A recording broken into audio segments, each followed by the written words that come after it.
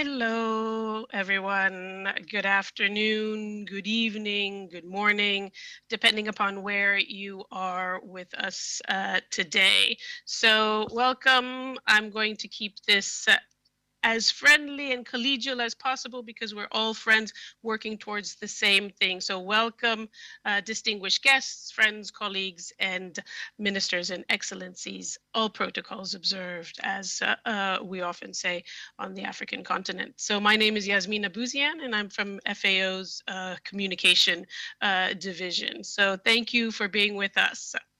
A little bit of, if I can use the word kitchen aspects today, having to do with our webinar, housekeeping and kitchen aspects. So you can follow us on the website fao.org with the webcast. Those of you who are following on webcast know already. You can also follow us on social media and use the hashtag FLW Day. It goes without saying that that actually stands for Food Loss and Waste Day. So thank you for doing that. We're going to have a really engaging program today. You can already see from many of the people on the panel today, so that you can engage with them in a Q&A, a question and answer. There's a function on those of you who are following on Zoom and on the webinar. You'll see on the bottom of what should be approximately here for you, a Q&A box, and our colleagues will be answering that. Please do use the Q&A as opposed to the chat, because you can see, and thank you everybody for putting all of your comments from around the world in the chat. It goes up really quickly. And by the time you've asked a question, if we haven't seen it, we won't be able to respond to it. So thank you for using the Q&A button. Today is actually the fifth observation of the International Day of Awareness of Food Loss and Waste, and it is jointly led by the Food and Agriculture Organization of the United Nations and our very dear colleagues and sister agency of the United Nations Environment Program, UNEP. It's a day that I really strongly believe in. I think Rosa, my colleague, was just telling me that I've been with her and the team and all of you for the last 5 observances. I can't believe it's been 5 years and that I've actually done 5 observances. It feels like it was yesterday, but I really like being here and sharing this subject matter and topic with you. So if you're all here and you've seen me for 5 years in a row, it's because we believe in the same things and we really want to see a change and see that the numbers that we're talking about, that dial, and that's not the dial that it takes to cook or the dial that it takes for the sun to go around, but approximately that percentage dial is unfortunately still on a high percent. Approximately 13.2% of food we produce is lost between harvest and before it reaches our shops. And 19% of that food ends up being wasted by retailers, by consumers, by people like me and you. So we all have a role to play. And we all have a responsibility to turn that dial in the other direction, ever so slowly, ever so incrementally, but that hopefully in the 6th observance, we will have made a difference and we can say that we contributed to the dial going the other way. So, and the great thing is that we have so many people here with us today who are going to be able to tell us how they themselves are doing it, highlight some of the great practices, some of the ways that are actually have been proven to work, some of the ways that might have proven not to work so well, and therefore let's not invest in that anymore. But how do we go forward? And I used the word invest, because one of the really critical issues I think that we're going to touch on today is the absolute need for financing to really bolster these efforts to reduce food loss and waste and really contribute to moving that dial and also achieving the climate goals that we're looking for and advancing the 2030 agenda of the Sustainable Development Goals. 5 years ago, I kept saying the 2030 agenda, and it felt like it was long away, but that was 5 years ago. We're 2024, and there are only 6 years till 2030. Of course, the agenda still remains. The objectives of what we're trying to reach are not going to stop right away, but we really need to work together to be able to reach there and get far. So it's yet another thing that has stayed in my mind for quite some time, of spending moments on the African continent. And my dear colleague Chef Binta will also agree to this. There's a very poignant African proverb that says, if you want to go fast, go alone. If you want to go far, go together. So let us go together, all of us, to really try and make that dial turn down and really diminish food losses and waste, and really bolster higher incomes for people who are working towards that direction, and contribute to finances in order to reduce food losses and waste. So I'm sure you don't want to hear from me, and you want to hear from all of the wonderful people who are with us here today. So before we start on that, I want to just share a little video that is going to highlight a few of these issues, probably more articulately than I have earlier on. So please, video, if you don't mind, Chai.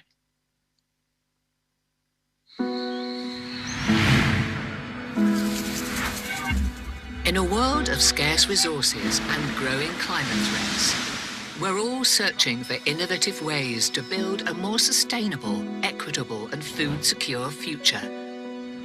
But what if the solution has been right in front of us? When we choose to invest our time, energy, and resources into preventing and reducing food loss and waste, we're setting off a ripple effect that benefits both people and the planet. Transforming our agri-food systems by investing in improved infrastructure and technology across the supply chain towards boosting production and reducing food losses, along with prioritizing consumer education and awareness, can help reduce food loss and waste. This would also ensure a more efficient use of natural resources and contribute to improving livelihoods and strengthening food security and nutrition in many low-income economies. We can ensure that more food nourishes people rather than rotting in landfills and generating greenhouse gas emissions, especially methane. Moving towards more circular agri-food systems, redistributing and upcycling food and its byproducts, and keeping it out of landfills will not only reduce greenhouse gas emissions and address biodiversity loss, but unlock hidden value in our agri-food systems.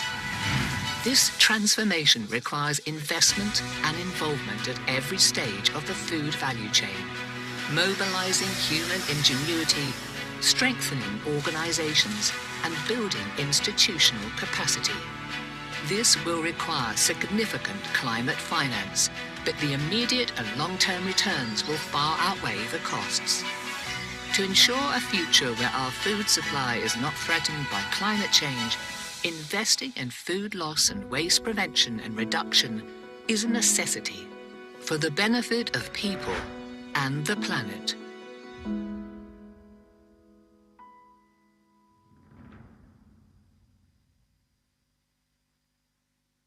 Thank you, Chai, for that video. And as I told you, it was going to be much more articulate and tell you the connections, highlighting what are the critical actions and what they can lead to if implemented. So thank you for that video. And I now am going to introduce a couple of keynote speakers who have sent their video messages, because unfortunately they're not able to be with us in person today, and to mark this day of the International Day for Awareness of Food Loss and Waste.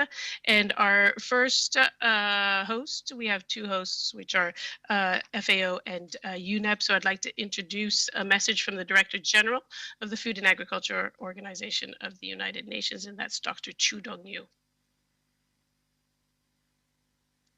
Excellencies, ladies and gentlemen, welcome to the 5th observance of the International Day of the Awareness of Food Loss and Waste. Today, We live on a planet with a growing scarcity of natural resources, and we are increasingly faced with the harsh reality of the impact of climate crisis. This challenges us to do more and better to build more efficient, more inclusive, more resilient, and more sustainable agrifood system for a more food secure future. The transformation of a global agrifood system supports the 2030 Agenda for Sustainable Development and requires the achievement of SDGs, including SDG 12, which sets out a global commitment to ensure sustainable consumption and production patterns. SDG 12 calls for the halving per capita global food waste at the retail and consumer levels, and the reducing food losses along production and supply chains, including post-harvest losses. Food loss and waste account for an estimated 8 to 10% of global greenhouse gas emissions and lead to methane hotspots when the food ends up in landfills. By reducing food loss and waste, countries and communities can benefit from improved food security, access to the healthy diet, and reduce the malnutrition, while also decreasing their greenhouse gas footprint.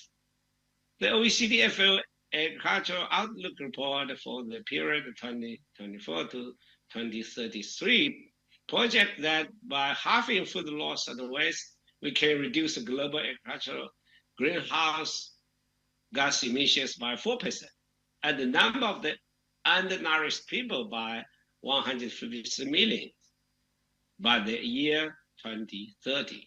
However, the world is not on track to achieve the SDG 12, nor any of the other SDGs by 2030. We need to intensify our efforts, including by significantly increase climate investment for the development of climate resilient crop varieties, and to redesign and upscale, improve the storage system to reduce food loss upstream in the supply chain, particularly in the low-income economies. Awareness arising and consumer education is also critical at the household level, with implementation at the global level. And we need to shift to a circular economy that fosters collaboration among the partners and innovations across the food value chain. FAO is actively supporting members and working with partners globally to pilot and scale up the sustainable practices to measurable reduce food losses and waste, with a strong emphasis on preventing and reducing food loss and waste at the source. Innovations such as the FAO Food Loss APP, launched in 2023, have to accelerate the pace of the quantifying the impact of food loss at the micro level, and to facilitate and inform collective efforts towards achieving net zero. Dear colleagues, reducing food loss and waste is crucial for improving food security, promoting efficient use of resources, protecting the environment, and fostering a more equitable distribution of food resources globally. FAO is committed to working closely with all the partners for the four betters: better production, better nutrition, a better environment, a better life, leaving no one behind. Thank you.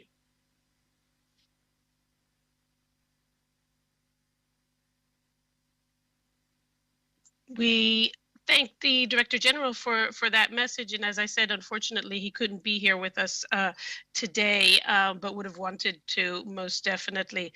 Just like UNDP's Executive Director, Inger Anderson, who unfortunately cannot join us either. But as you know, FAO and UNEP jointly lead this International Day for Awareness of Food Loss and Waste. And so I'm very pleased as well to have a video from Executive Director Anderson for us today. In a time of accelerating environmental crisis, hunger, and inequality, we have to say that reducing food loss and waste is both a sound strategy as well as, frankly, a moral imperative. The world wastes about 1/5 of the food available to consumers, 1/5, and over 1 billion meals are wasted at household level every day. This is the equivalent of 1.3 meals every day for each person in our world who goes hungry. Food loss and waste also uses up valuable land and water resources and causes up to 10% of greenhouse gas emissions. To address these challenges, every nation can use UNEP's Food Waste Index to track their progress. The second edition of UNEP's Food Waste Index report contains double the data points, but the number of countries with robust food waste baselines remains low. Equally, reducing food waste and loss must move up the climate and biodiversity agendas. Few countries have included commitments on food loss and waste in their nationally determined contributions under the Paris Agreement, so there's room for improvement. And despite the Global Biodiversity Framework setting a target to halve food waste, little action has been taken so far.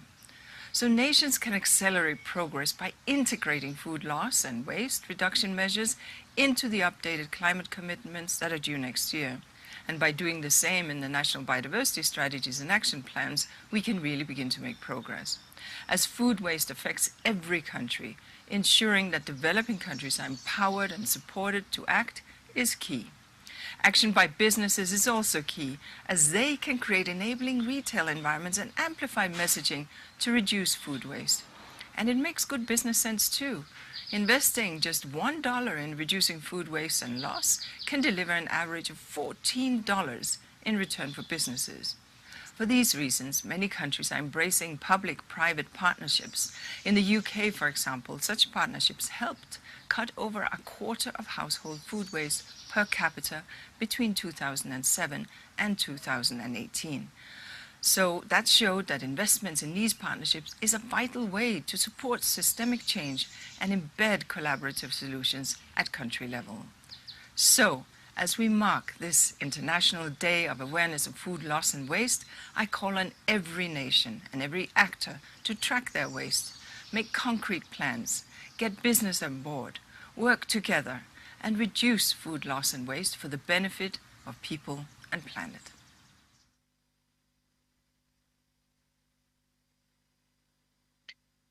It's always a pleasure to collaborate and to work jointly on this day, as many and other projects with UNEP. And this brings me back to the little proverb that I was saying about if we wanted to go far, we should go together.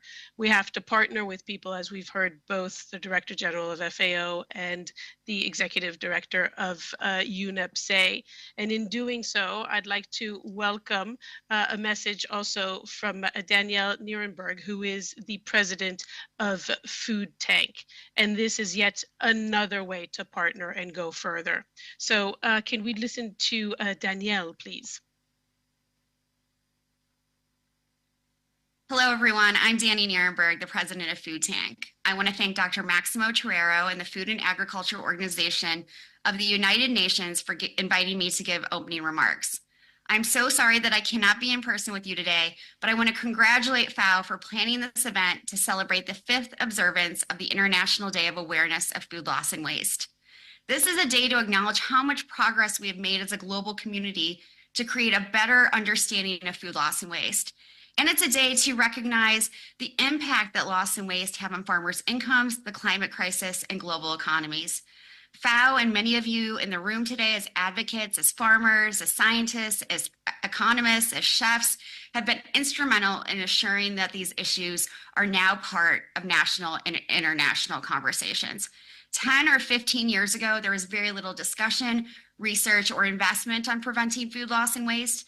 But today there's a global understanding that food loss and waste is a problem that we can solve, and that by preventing waste, we can also help mitigate the greatest environmental challenge of our time, the climate crisis. And while awareness is key, we also need action. We need to invest in preventing post-harvest losses through improved storage, processing, and infrastructure like better roads, so that all of the hard work that farmers put into growing food doesn't go to waste. We need policymakers who understand that this is an issue that can be regulated through better date labeling and food donation laws so that food that is perfectly good doesn't go to waste.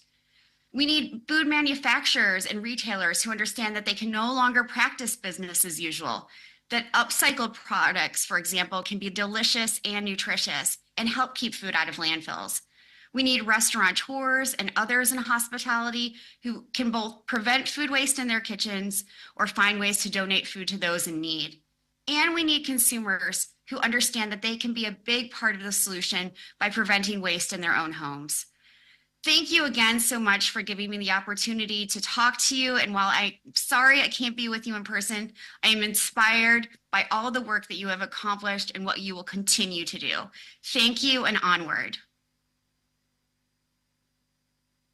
Great to hear those words from Danny, as she introduces herself. It's really important to be able to see where we each can fit and where we can do our small part that then links to another. It's all interconnected, and I think it's a really great way to see that perspective when you get different interventions from around the world. So thank you, Danny, for that. And now we can, I think, turn to our first discussion: preventing and reducing food losses.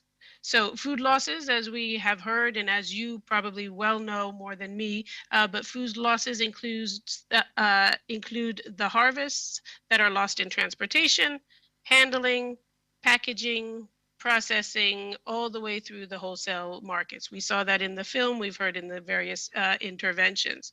So in all of our works, we each tackle different aspects that we can, and we have different projects. UNEP has its projects working on particular aspects, and we have some as well. And one of the ones that we'd like to, or three actually, that we'd like to talk about today are projects that work directly with farmers to diminish these losses. And today we're very happy to be seeing projects from Trinidad, from the Dominican Republic, and from the Philippines, where farmers are starting to see a dramatic change and reduction in food losses. So you're not going to hear it from me. We have here with us in our panel of guests, people who will speak to their own experiences. Just before we start that, we have a little quiz, and it's not about getting, who got the answer right, who got it wrong, but it's about finding the right answers so that we know together which steps to be taking to do the right thing all the way through. So again, it's about different ways of going far, and going far means having the collective correct answer to be able to do so. So I think, Chai, you're the one who's going to start us off with the quiz. And you can see, I believe that from your own mouse, you can click on what you think is the correct one. And I will be given the correct response, I believe. So I'll give it just a few more seconds.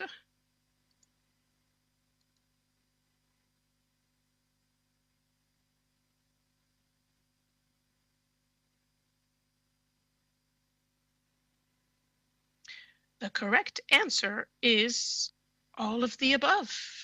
This is great. 84% of us have found that out. So quickly screenshot: improving harvest practices, good post-harvest handling practices, good packing practices, processing to maximize the use of food. All of the above are good. Thank you for that, Chai. Do I need to do something on the screen? I'm going to let the technology experts do what they need to do on the screen. And right now, I am actually going to be handing the floor in our panel discussion now to a couple of people for the next steps.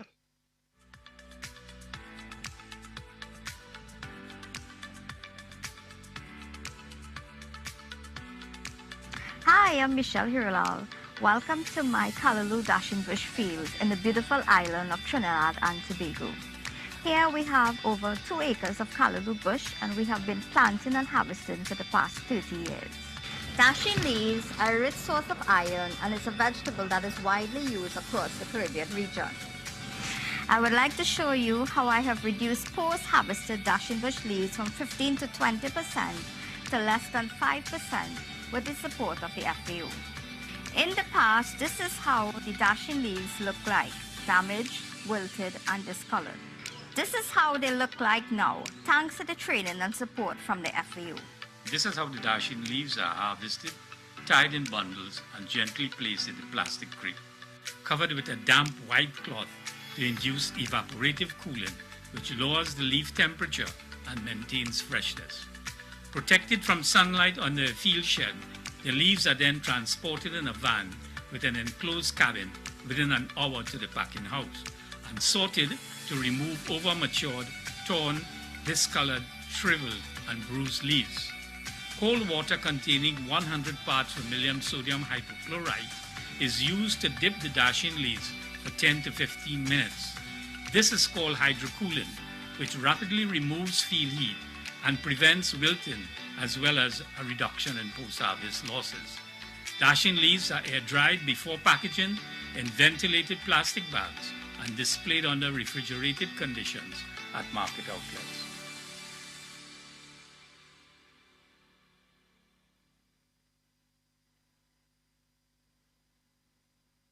Very interesting. Thank you very much for that introduction, which allows me to bring in from Trinidad, Majid Mohammed. Thank you very much for sharing this video with us, and for what you're going to be imparting to all of us. And thank you. I realize it's quite early in Trinidad for you, so thank you very much for being with us today. Thank you. Great. Could you can you tell us a little bit more, not only about the project as you've collaborated with FAO, but how you have seen the maximizing harvests of local crop, the taro leaves, and how you've seen the difference between good harvest practices and this simple evaporating cooling process with the damp cloth. Could we hear from you personally a little bit about how you actually saw this in practice and what you really see in terms of these differences? Yes, thank you very much. The dasheen leaf, as well as other leafy vegetables like lettuce and shadow benny and kale, etc., they have a high surface area volume ratio. And there's a tendency for it to lose weight, fresh weight, very quickly when subjected to high temperatures. So what we did here was to produce and put in place a handling system that would reduce the post-harvest losses by introducing the techniques of evaporative cooling and hydrocooling. So initially, what you see there in the field, with the dasheen leaves being protected from the sunlight very early in the morning, so the cooling process would have started at that point. And there, what that does, it increases the relative humidity and lowers the temperature of the leaf. That is then followed by another step where it is placed on the field shed, and then it is transported from the field shed to the packing house where the hydrocooling procedure is implemented.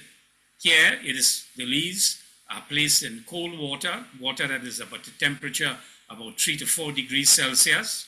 It is left there for about 10 to 15 minutes.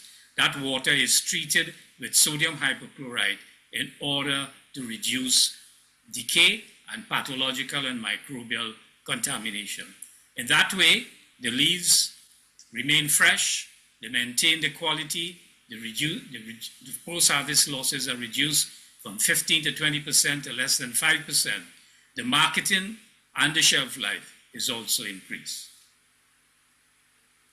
Thank you, Majid, for that. And I'm wondering, can you touch a little bit on the costs and benefits of this simple but actually quite effective practice that you're introducing?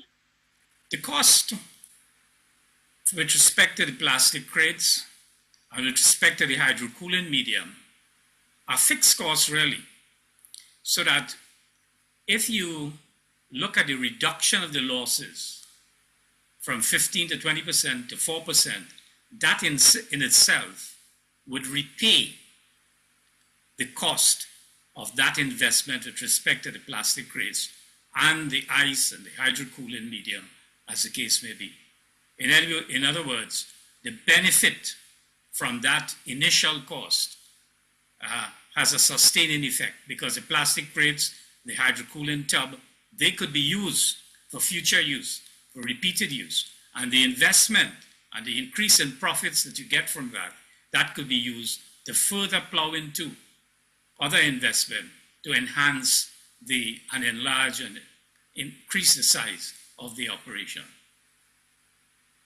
Thank you for that, Majid. I'm sure that there are I see a number of questions that are popping up in the Q&A. But if you have a link to the project that you could have the colleagues put in the chat for people to be able to see how that could potentially work in their own countries, in their own spaces.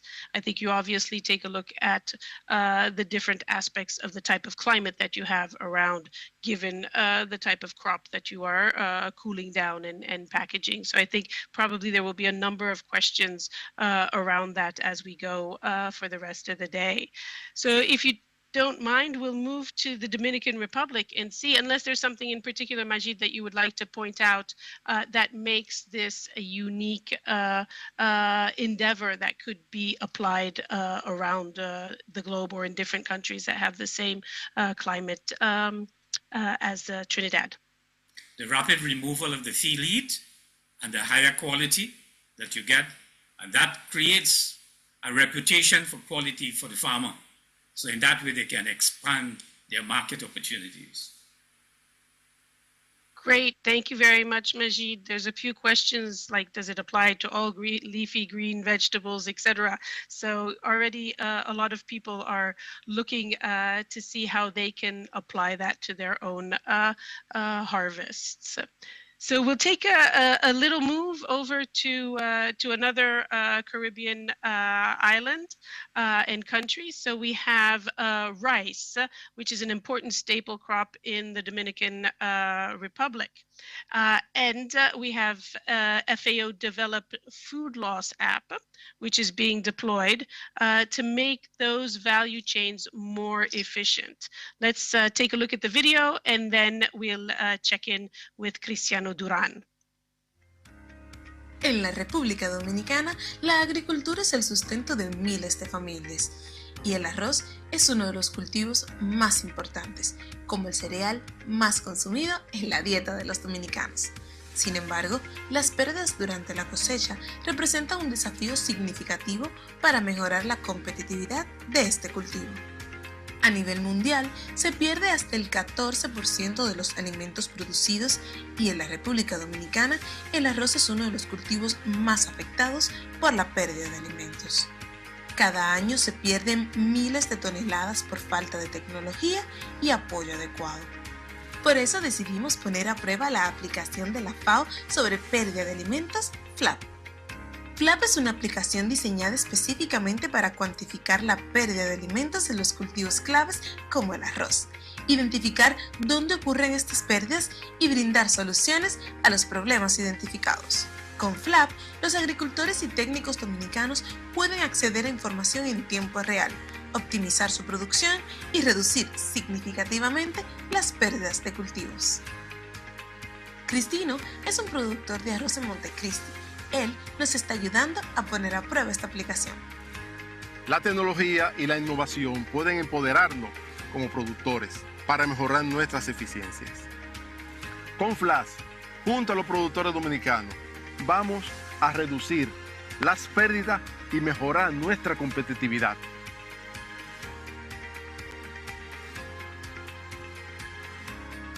Valoramos mucho, en mi caso como productor, el esfuerzo que hace la FAO por desarrollar esta aplicación para reducir nuestras pérdidas en los campos y mejorar nuestras eficiencias. Transformando la agricultura dominicana y mejorando la seguridad alimentaria, podemos construir un futuro más próspero y sostenible.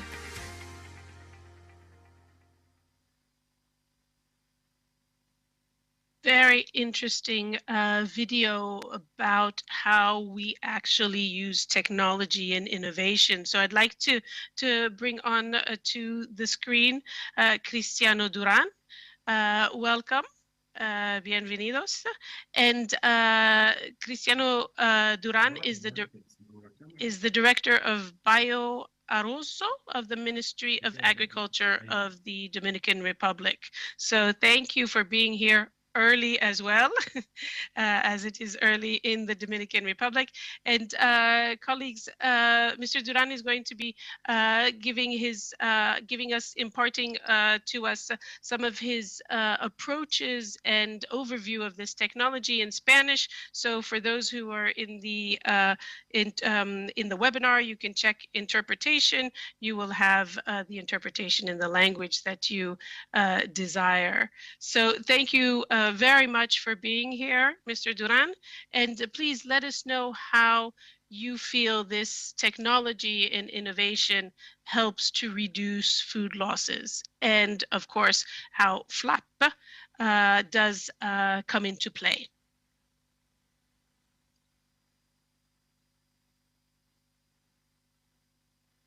Sí, buenos días a todos. Muchas gracias por la invitación a FAO y todo el esfuerzo que está haciendo por reducir las pérdidas que tenemos en los cultivos, en diferentes cultivos. En nuestro caso, en Dominicana, podemos hablar del arroz, donde empezamos a utilizar ya la tecnología, la aplicación FLAS. Es una tecnología muy innovadora, la cual nos permite medir las pérdidas para poderlas reducir. Con eso podemos aumentar nuestra productividad, la rentabilidad y la disponibilidad de arroz. Con ello aseguramos abastecer mejor los mercados para una seguridad alimentaria. Es una herramienta fácil de usar, innovadora, y la cual agradecemos. Y que puede servir, en nuestro caso empezamos con arroz, pero puede servir en Dominicana y en el resto del mundo para muchos cultivos, poder medir las pérdidas y poder cuantificarlas. Y a la vez evaluar y saber cuáles son los renglones que nos causan mayores pérdidas, dónde tenemos las mermas en nuestro cultivo.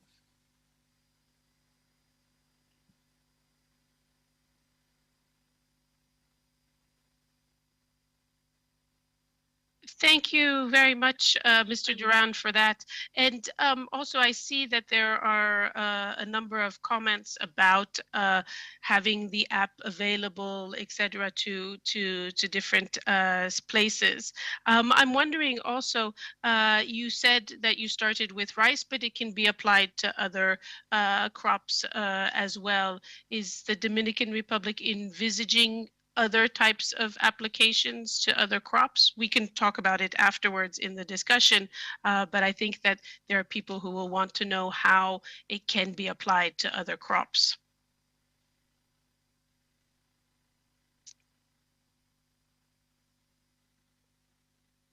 Positivo, para otro cultivo también podríamos utilizarlo. Principalmente en nuestro país tenemos cultivos como las viandas, plátano, yuca, el caso de los vegetales también es muy significativo. Y las frutas. En las frutas, básicamente en las frutas como banano, el aguacate, la palta y el caso de los mangos, también podemos mejorar con esta aplicación a otro cultivo y otras zonas, en otros cultivos como cebollas y cultivos así, también que se producen pérdidas significativas. Esta aplicación nos puede ayudar a los productores de diferentes rubros en Dominicana y en otra parte del mundo.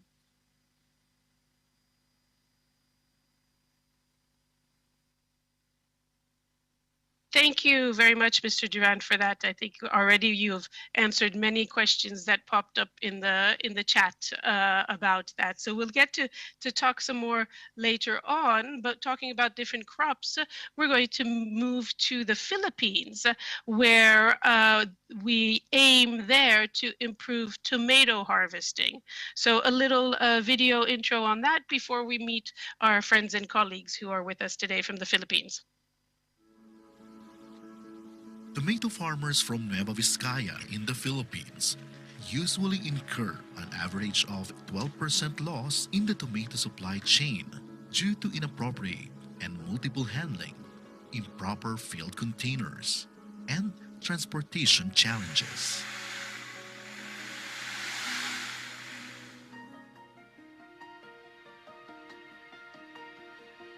These change when the post-harvest horticulture Training and Research Center of the University of the Philippines Los Baños stepped in. Through the funding support provided by the Food and Agriculture Organization of the United Nations, tomato farmers were given training on capacity building to address these issues. Some of the simple yet useful good practices introduced to the tomato farmers include the use of knitted gloves for harvesting, the use of plastic pails for harvest collection, and the proper washing, sorting, and packaging in plastic crates without further handling until they reach the consumers. Overall, this resulted in 38% reduction in losses and increased the shelf life of the tomatoes. Pinaalalahanan kami kung paano namin i-handle yung gulay, yung pagpili po nung pag-alis ng mga may sira, saka yung hindi na po dinadagdag sa ibibinta.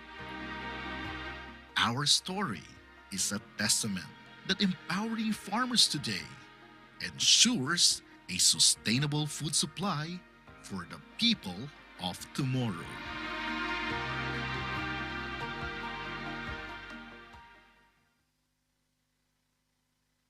Great, wonderful again. Partnering, capacity building for today and tomorrow. So really a really great project by Vela Morales from Los Baños University, who I think is joined with one of her partners, a farmer who you will introduce us to. Thank you very much for being here with us today and showing us really what your tomatoes, from my understanding, if I'm looking at the photo correctly, it's a before and after that you're going to share with us. So please, over to you, Vela. Thank you very much for being with us in a late evening for you. Okay, hi and good day to everyone. So I'm here with Miss Juliana Aninto, sorry, from Nueva Vizcaya, the OIC of Conwap Valley Multipurpose Cooperative. So the reduction in losses have been significant because she will explain it now for us. Okay. Okay, so tomato, the reduction of 38% physical loss. Yeah. So the quality of tomato was improved because multiple handling minimize. Reduction of losses was because of less mechanical damage such as compression, nail marks, and broises. Diseases was also reduced due to better sorting, so this result in longer shelf life of tomato. That's it, ma'am. Good evening. Good morning. Good day. Thank you, Juliana. Thank you. Thank you very much for that, and thank you, Vela. We can see it literally on your tomatoes there. We can see the difference and how much smoother the tomatoes are. And one of the important things I think also is oftentimes on the consumer end, we look at a tomato, which we shouldn't be doing, and say, oh, it's a little bit ugly. I think I should use another one. And we shouldn't. We should always eat and use even the ugly fruits. We always say, love your ugly vegetables, love your ugly fruits. They taste the same. But if you also manage to reduce the losses even before it gets to the consumer, you've done a great contribution, because nobody is going to throw out that tomato because it doesn't look exactly the same. So thank you very much, and congratulations to your cooperative and to the work that you're doing with Vela. So thank you, Juliana, for that. We'll be able, I think, to come back later on in the discussion a little bit more. But I do know that you had, from what I understood, there were some techniques that you were using in order to be able to reduce some of these losses, something like knitted gloves. Is that correct? Can you tell us a little bit about the gloves that you created for this practice? Well, it's just a common knitted gloves that, so this is one example, because before they use bare hands in harvesting. So probably if you don't trim your nails regularly and then you get tired harvesting, there's an instance or chance that you would puncture the tomatoes when you harvest it bare hand, because you detach it from the plant manually. So to avoid nail marks, we suggested the use of knitted hand gloves. That's really amazing. We think of, we don't think of the small basic thing that you can actually do. So please, sorry, I interrupted you, Vela. Then what was the next thing? Yes, they also use a smaller harvesting container, because traditionally they use recycled big sacks, wherein they fill up to almost 40 kilograms before sorting. So now they use smaller pails and then put it directly into plastic crates. Thus, it results in less compression. Thank you very much for that. So plastic crates, less compression, and gloves that you can find, whether you're in your garden or others, gardening gloves. So that's really quite amazing. You have a lot of congratulations in the chats there. So thank you, Juliana and Vela. I know that I could keep asking you a number of questions, but we're lucky to have all three of you, Majid and Mr. Duran and yourselves on screen. Maybe we can bring you back for just maybe a quick couple of questions that I know that have been going around, and we can maybe do a quick round robin, people meaning going around, and if one wants to take one of the questions that they find useful. So I would maybe go back to say, as we have colleagues who are working with farmer partners on the ground. What do you think, in your view, could be one of the biggest challenges to farmers and agriculture workers in implementing some of these changes?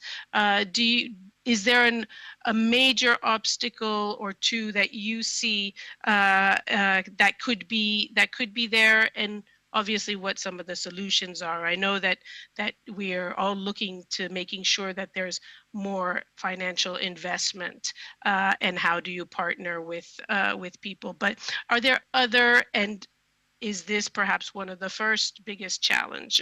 So perhaps I'll just go back and start with Majid again, and Cristiano, and then back to Juliana and Vela. What, in your view, is the biggest obstacle? Yes, there are quite a few. One is the initial investment. And sometimes these are, like the plastic crates, they are subsidized by the government or the marketing board. The size of the hydro cooler And there's a challenge that if you're using water, it must be from a reliable source. It must also be clean, potable water. The water must also be sanitized. So the workers need to be educated and trained on how to mix the solution and the duration, how to use the thermometer to monitor the temperature. Then there's going to be a maintenance cost of the facility, as well as infrastructural development with respect to the drainage of the water and what kind of channels exist for removing the wastewater in an effective way. I also see a challenge with respect to the plastic bags. There should be a reorientation or encouragement for all the participants involved in this process to go to use biodegradable bags that are made from plant-based material. Again, the whole logistics must be worked out very carefully because it's a smooth flow of a handling system from the field. So you have to take into consideration distance and how it is transported and unloaded, etc. Thank you, Majid, for that. As you can see, I'm taking notes here. Capacity building, water management, maintenance, water waste, plastics, using recyclable, biodegradable in transportation. Probably a lot that are similar to the both of you. But Cristiano, is there something more that you would like to add on some of these challenges? Sí, sí, muchas veces la resistencia a la nueva tecnología, a los cambios, muchas veces es mucha educación que necesitan nuestros productores, que necesitamos todos, y muchas veces nos resistimos a eso, a los cambios, a la nueva tecnología. Pero con la educación, con la cooperación que estamos recibiendo, eso puede reducirse enormemente. Y involucrar a los productores en todas estas fases de cultivo para que ellos mismos puedan identificar dónde están, dónde se generan esas pérdidas para poder mejorar. Es vital la educación y el acompañamiento continuo, es mi parecer.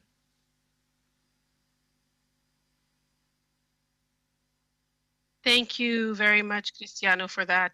I think obviously you're right. Resistance to change and technologies, and to what you do with these products. Juliana and Vela, on your end, what do you see some of the challenges are for the farmers?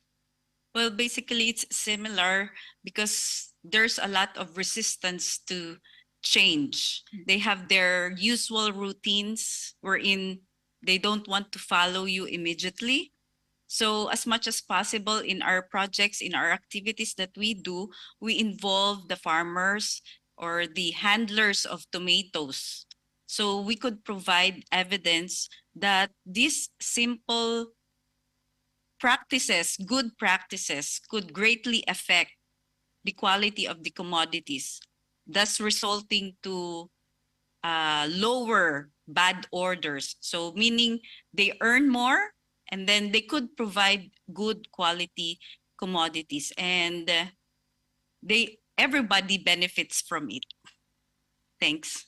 That's really great. Thank you, Velanda and Juliana. I was just going to ask you, all of you, who are your main target markets, and who are you addressing some of these changes to and for? And you clearly answered, dealing with farmers directly, seeing how they can, benefit from this.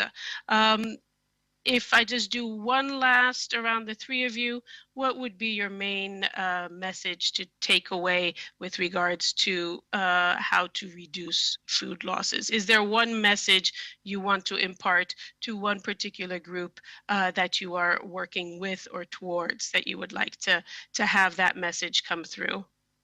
And we'll just go around the same thing, Majid, Cristiano, and finish with Vella and Juliana. Place it in the proper containers, practice sanitary practice throughout the handling system, and aim to get at the high-end markets where you can maximize the profits.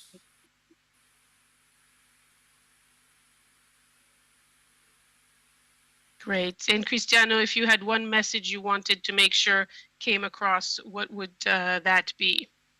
Sí, cómo no. Es un enfoque integral que combine la tecnología y que aumente, que mejore la cadena de valor de los productos. Con ello ya se va beneficiando todos los productores y todo el consumidor en sentido general, la cadena productiva. Y mejorar las infraestructuras de almacenamiento y transporte de los productos para que llegue un producto y reducir las pérdidas en sentido general. Es mi mensaje.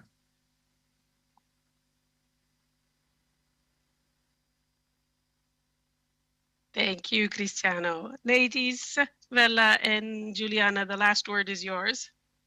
Okay, so this project or this activity became successful because we started with capability building, wherein we had awareness training, even knowing at the start that harvested commodities are alive.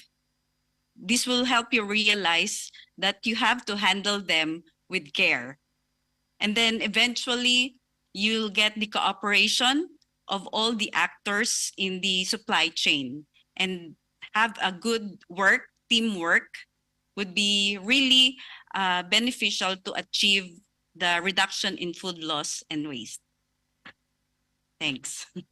Thank you both very much for that. And Vella, you almost got me with tears in my eyes that your tomato is alive, and we have to take care of it with care and with love, the same way we do all other living plants and entities. So thank you very much for that. Colleagues who have been following, the videos can be found on our YouTube channel. There's the question and answer spot and the chat for exchanges on these very interesting 3 products and projects. Thank you very much for being with us at these different time zones. And we are now going to move to the next panel discussion, which is the food waste panel. A little bit before, we're going to have a little bit of entertainment, but as we were saying already in this first panel, it's about not only capacity building, but it's about knowledge sharing, and knowledge sharing at all ages, all groups, young, small, inside, outside, and around you. So it's all about sharing the information. So we're going to have a quick video where we have actually partnered, again, yet another partnership to go further with the Harlem Globetrotters. For those of you who know the Harlem Globetrotters, a very well-known basketball team in the United States of America, but also does a great deal of outreach with students, with youngsters, learning, imparting knowledge about how to address the issue of healthy and safe diets, and working to decrease food loss and waste at our level of individuals around the world. So the Harlem Globetrotters have worked in pro bono capacity with many of us and our champions of FAO and its work. They traveled to the Dominican Republic, where they looked at different aspects of school meals with our colleagues there, and recently came to Rome speaking about healthy diets in their own lives, and also joined FAO at the United Nations General Assembly, this last one of this week in New York City, where they spoke about healthy diets and the importance of healthy diets. So we'll watch a quick video before we move into the food waste panel.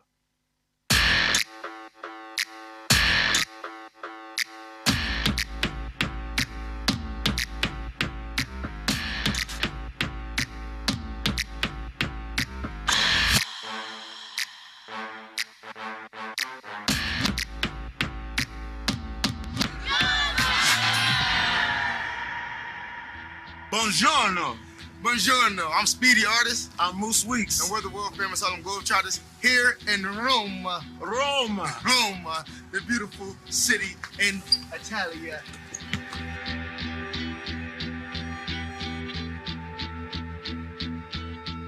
We're here at the Food and Agriculture Organization of the United Nations, talking to the youth here in Rome about the important Roma, about the importance of eating healthy, not wasting, and preserving meals.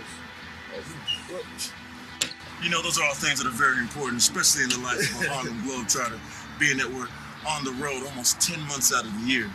And we're in and out of places. We're eating late sometimes. So, you know, I think it would be very beneficial to share some of our knowledge with these young, aspiring athletes.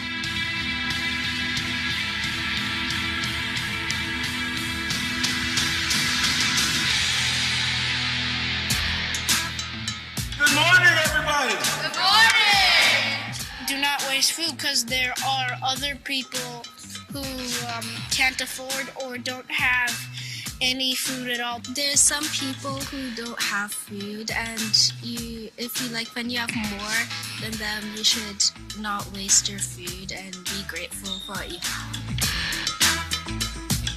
Just take what you can finish so that you don't waste food. Try not to waste food as much as you can, and you can donate and stuff to the people who are less privileged than you. Choose ugly fruit, and the ugly fruits and vegetables, they all taste the same. Just eat what you have. At the end of your dinner, when there are foods that you're just not gonna eat, you can just put them into the compost bin, and then as your food rots away and turns into dirt, you can put that dirt into your garden to make new food. You should love your ugly fruits and vegetables. For me, recognition, I'm on a mission. Ciao. Yeah, there you go. That's what I like. I like to say chow. Now, speaking of chow, today we're going to talk to you all about chowing down, the importance of eating healthy on the road. It's getting late. You're doing good. I save some food sometimes when I eat, just so I'm not wasting food, because, you know, there's a lot of people that don't get the chance to eat a meal every day. And, you know, I appreciate the fact that somebody took time to cook that food. If we don't watch what we eat and eat healthy and make good food choices, then it's going to be hard to go out there and catch these dunks. Recognition, I'm on a mission. I'm in position, I'm staying up. It's getting late. You're doing good, I'm doing great. Recognition, I'm on a mission. Yeah. I'm in position, I'm staying up. It's getting late.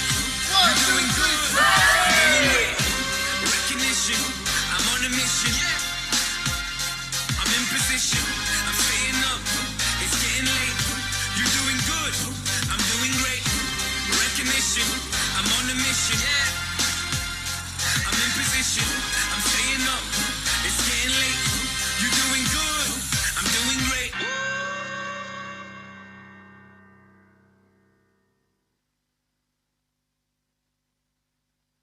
So how wonderful, wonderful, wonderful. I was getting ready to go out and play basketball and shoot some hoops and get some ugly fruit. So, but thank you. And I think it's really great to see particularly how wonderfully engaged the youngsters and the youth were with the Harlem Globetrotters. If some of those youngsters are in your household, I'm sure that from that day on, they've been telling you you need to save, compost, give, eat your ugly fruit, only buy what you can eat and what you want to eat so as not to waste, and donate when you can. So a number of things that not only span what we have to do to ensure also reduction of the strain on the climate, but also on societies, and give to those who are less fortunate than you if you have. So thank you, and I was really happy to see that. And I'm told that there is another quiz that we concentrate on food waste. And I'm not going to touch the keyboard because I think I messed it up last time. So I'm going to let Chai run everything and not touch the keyboard.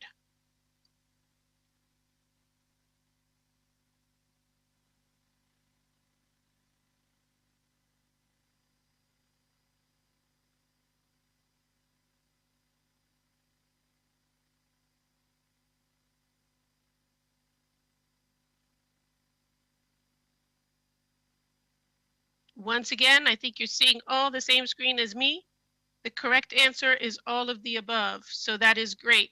Increase food availability, contributes to reducing greenhouse gas emissions, enhances the overall efficiency of food system, all of the above. The question was recovering and redistributing food to prevent it from being wasted helps too. To do all of those, it's all connected. So thank you very much.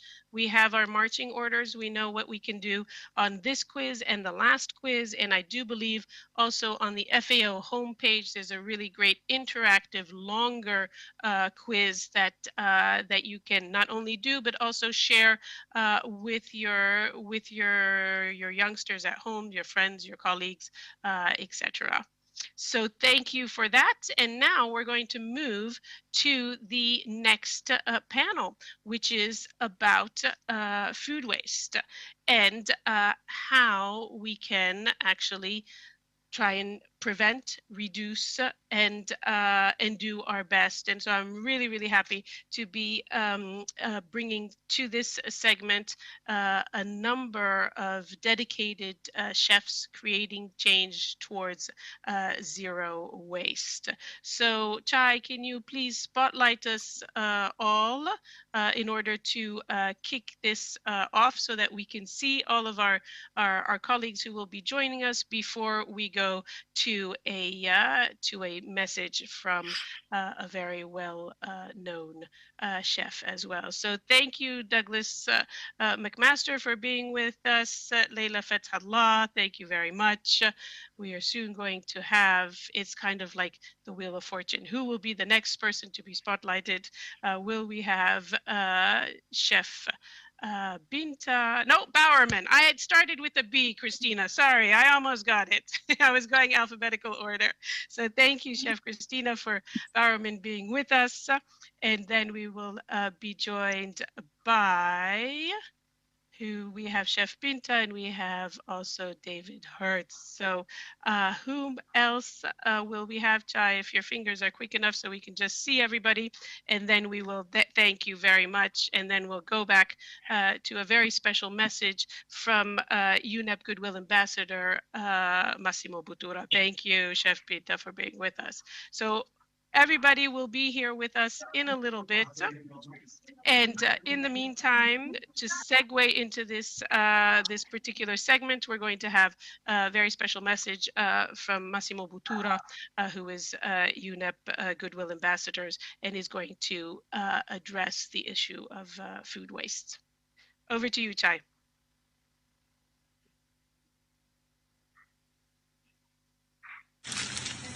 Hello, everyone. This is Massimo Buttura, and I am in the kitchen of Refettorio Adler, my favorite, but don't tell anyone. And what we're doing, we cook pasta as any other day. As an Italian chef, of course I do that. But today, we have to talk about food waste. As a chef and UNEP Goodwill Ambassador, I have to tell you that this hits close to home. In 2022, the world wasted was 1 billion tons of food, 1/5 of all the food available to consumers. Most of this waste, 60%, comes from our homes. That's 630 million tons of perfectly good food is thrown away. It's time for us to take action. It's the UN Food Waste Index Report 2024 shows that food waste contribute also to 8 or 10% to global greenhouse gas emission. But it doesn't have to be this way. We have to change. We chefs have the power to lead by example, as we do every day in our restaurants. You know, in every dish we prepare, we can show how to make the most of every ingredient. A bruised zucchini, some breadcrumbs, as my grandmother would do, and inspire others to do the same. Reducing food waste is about being more mindful, protecting our planet, making sure people have enough to eat. We have to act now in our homes, in our kitchen, and around the table. We, all together, are the revolution. Every plate counts, and we are the recipe of change. Thank you very much. I'm so sorry I cannot be there, but I'll be there with my heart. I give you a big hug to everybody. Ciao. Super. Being mindful, and a big hug from Massimo, of course. So now I'm very pleased to be joined by our dear chefs that are with us here, each of which I'm going to give a quick introduction for the colleagues who might not know you personally, although I am sure they all do. So, and they don't want to hear from me, they want to hear from you. So I will try and make it as quick as possible. And of course, Massimo makes it sound so easy. Just toss this in and do that. And you're going to make it sound so easy, but we are absolutely not talented as you are, at least definitely this person here talking to you. And so I am just in awe and cannot wait to hear from each and every one of you about how you see food loss and how you envisage, how you actually do bring to your own kitchens, into your own work, how you envisage it, and how you might have some ideas that you could impart to all of us and to others who are here. You have farmers, you have agricultural workers, you have people who run businesses, so who are part of your supply chain. So all of that is quite important. And in the only order that I'm having here is the one that comes in front of me. So in no specific order, I'm going to just introduce Douglas McMaster, who is a chef and owner of the Zero Waste restaurant, Silo in London. And I think, if I'm not mistaken, Douglas, you describe yourself as a pre-industrial food systems. Is that correct? And of course has a great number of awards, and one of them is Britain's most ethical restaurant, as well as most innovative. There are a number of awards out there that I'm not going to list all of them and everybody's, but you're also known as shaping the future of gastronomy, which each and every one of you, of course, will be doing and does already. And something that I do find interesting, and each one of you has a very interesting point for the colleagues to know, is that you have said that you are not going to have a bin, otherwise known as a trash can, in your kitchen, because you're going to not waste anything. So we're waiting for that one. Just on my screen, just below, I have Christina Bowerman, Italian renowned chef who holds a Michelin star for her work in for Glasso Storia here in Rome. And something wonderful for all of you who are listening, that Christina started in law, if I'm not mistaken. And then from there moved to Le Cordon Bleu. And so it doesn't mean that because you've started on one track in life that you can't change and you can't roll up your sleeve and do what you need to do for the good of the world and humanity. And you're still recognized with your Michelin star, and you continue to do work that is not only in your restaurant, but you're also heading the National Association of Ambassadori del Gusto, which you'll tell us about, as well as many other endeavors that you're launching. And we've worked very closely with you on achieving food security and ending hunger. And you're also part of the Chef's Manifesto, as many others. So thank you, Christina, for being here with us. I'm just going to go full circle, and I'm going to go to Chef Binta. So Chef Binta and I have worked closely in the last couple of years, and also for the International Year of Millet, and coming from Sierra Leone, and I lived in Liberia for a long time, so we have some common stomping grounds as well. And very recently, you were the first African chef to receive the Basque Culinary World Prize in 2022. So congrats on that. And you have set up a very interesting operation called the Fulani Kitchen Foundation, supporting women and farmers who cultivate fonio. And so that's very interesting. We were hearing earlier on Juliana and Vella working with farmers. Another initiative is Dine on a Mat project, which I'm sure you'll explain to the colleagues here and to all of us following what that is, and really bringing out the traditional products and dishes. And so I'm not gonna do all of the talking. I'm just doing the introduction, and then I leave you all to it. So thank you for being with us. And we have Chef Leila Fathallah, very prominent chef as well from the Middle Eastern region, and advocate of food waste, has been working as well alongside Massimo Buttura as a United Nations Environment Program ambassador too.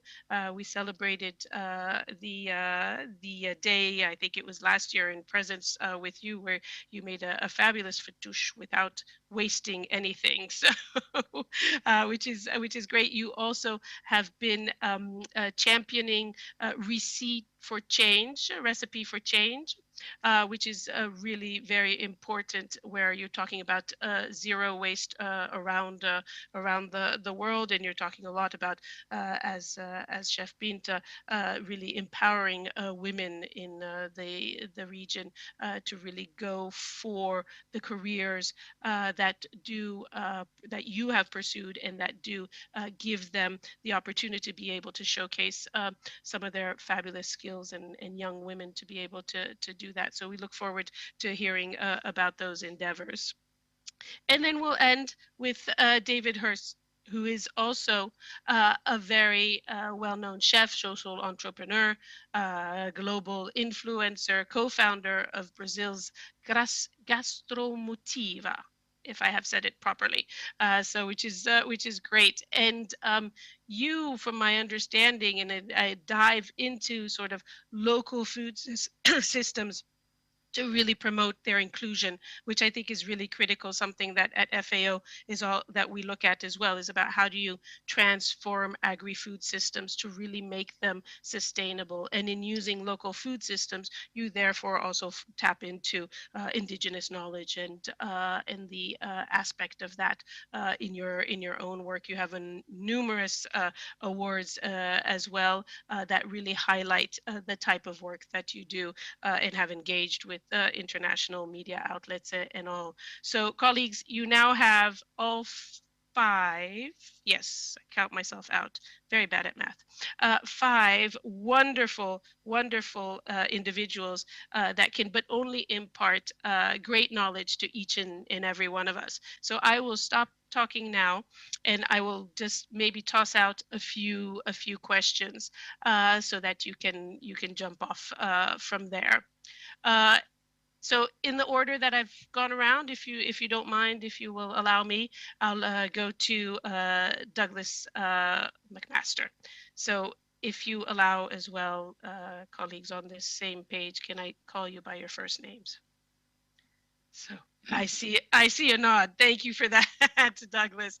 Thank you. So tell us a little bit. You opened Silo in 2014.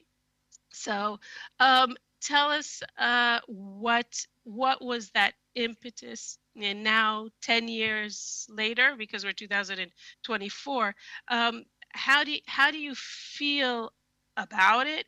How do you feel you've done what it was that you set out to do?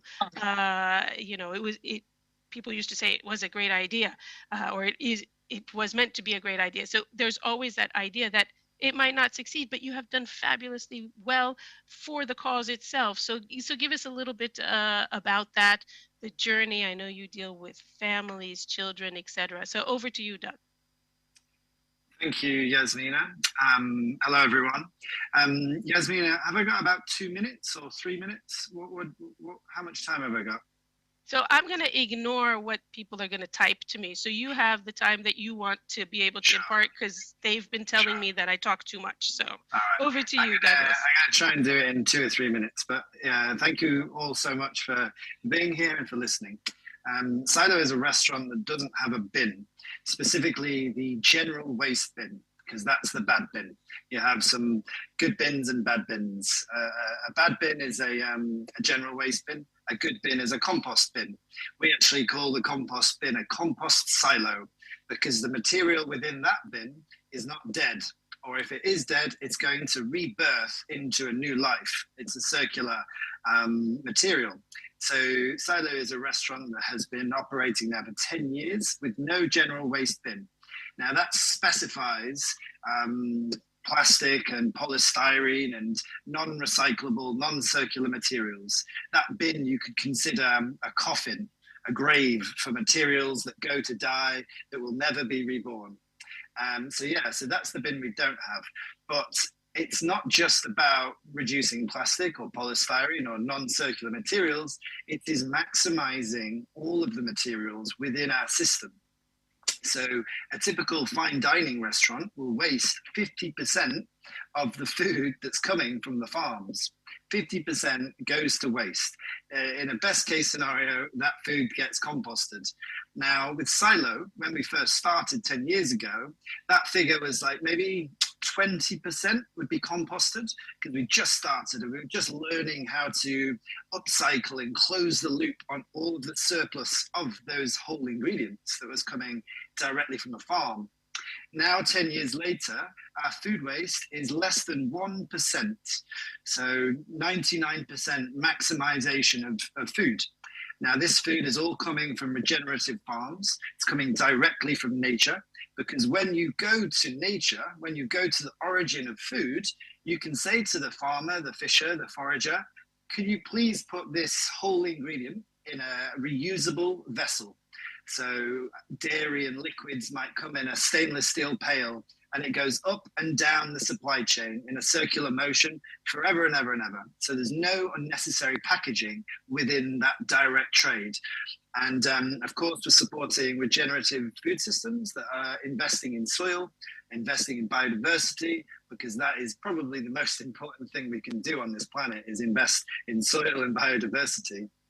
But to digress, and then the food comes in these reusable packages to Silo, and then in the restaurant, the chefs, like Jedis, maximize 99% of the food waste, and finally whatever remains within that system is compostable, because it's natural, because we've mitigated all unnecessary materials. Certainly the non-natural, non-circular materials have been just designed out of the system.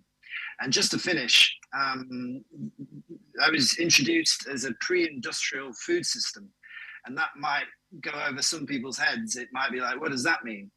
So thinking about waste, what is waste? Well, number one, waste is a human thing. Waste is not part of nature. It shouldn't be part of nature. Waste is something that humans have brought into existence. There is no bin in the jungle. There is no bin in the oceans. The bin is a human design. It's something that we've created because we found a system, what I would call an industrial system, in which it's out of balance with nature. Now, sustainability, in one word, is balance. Now, what I've found is that when a system is out of balance, waste is prominent. There's lots of bins as a symptom of a broken, unsustainable food system. And so the bin, or the lack thereof a bin, is what I would suggest is a truly sustainable food system. So that's it for me.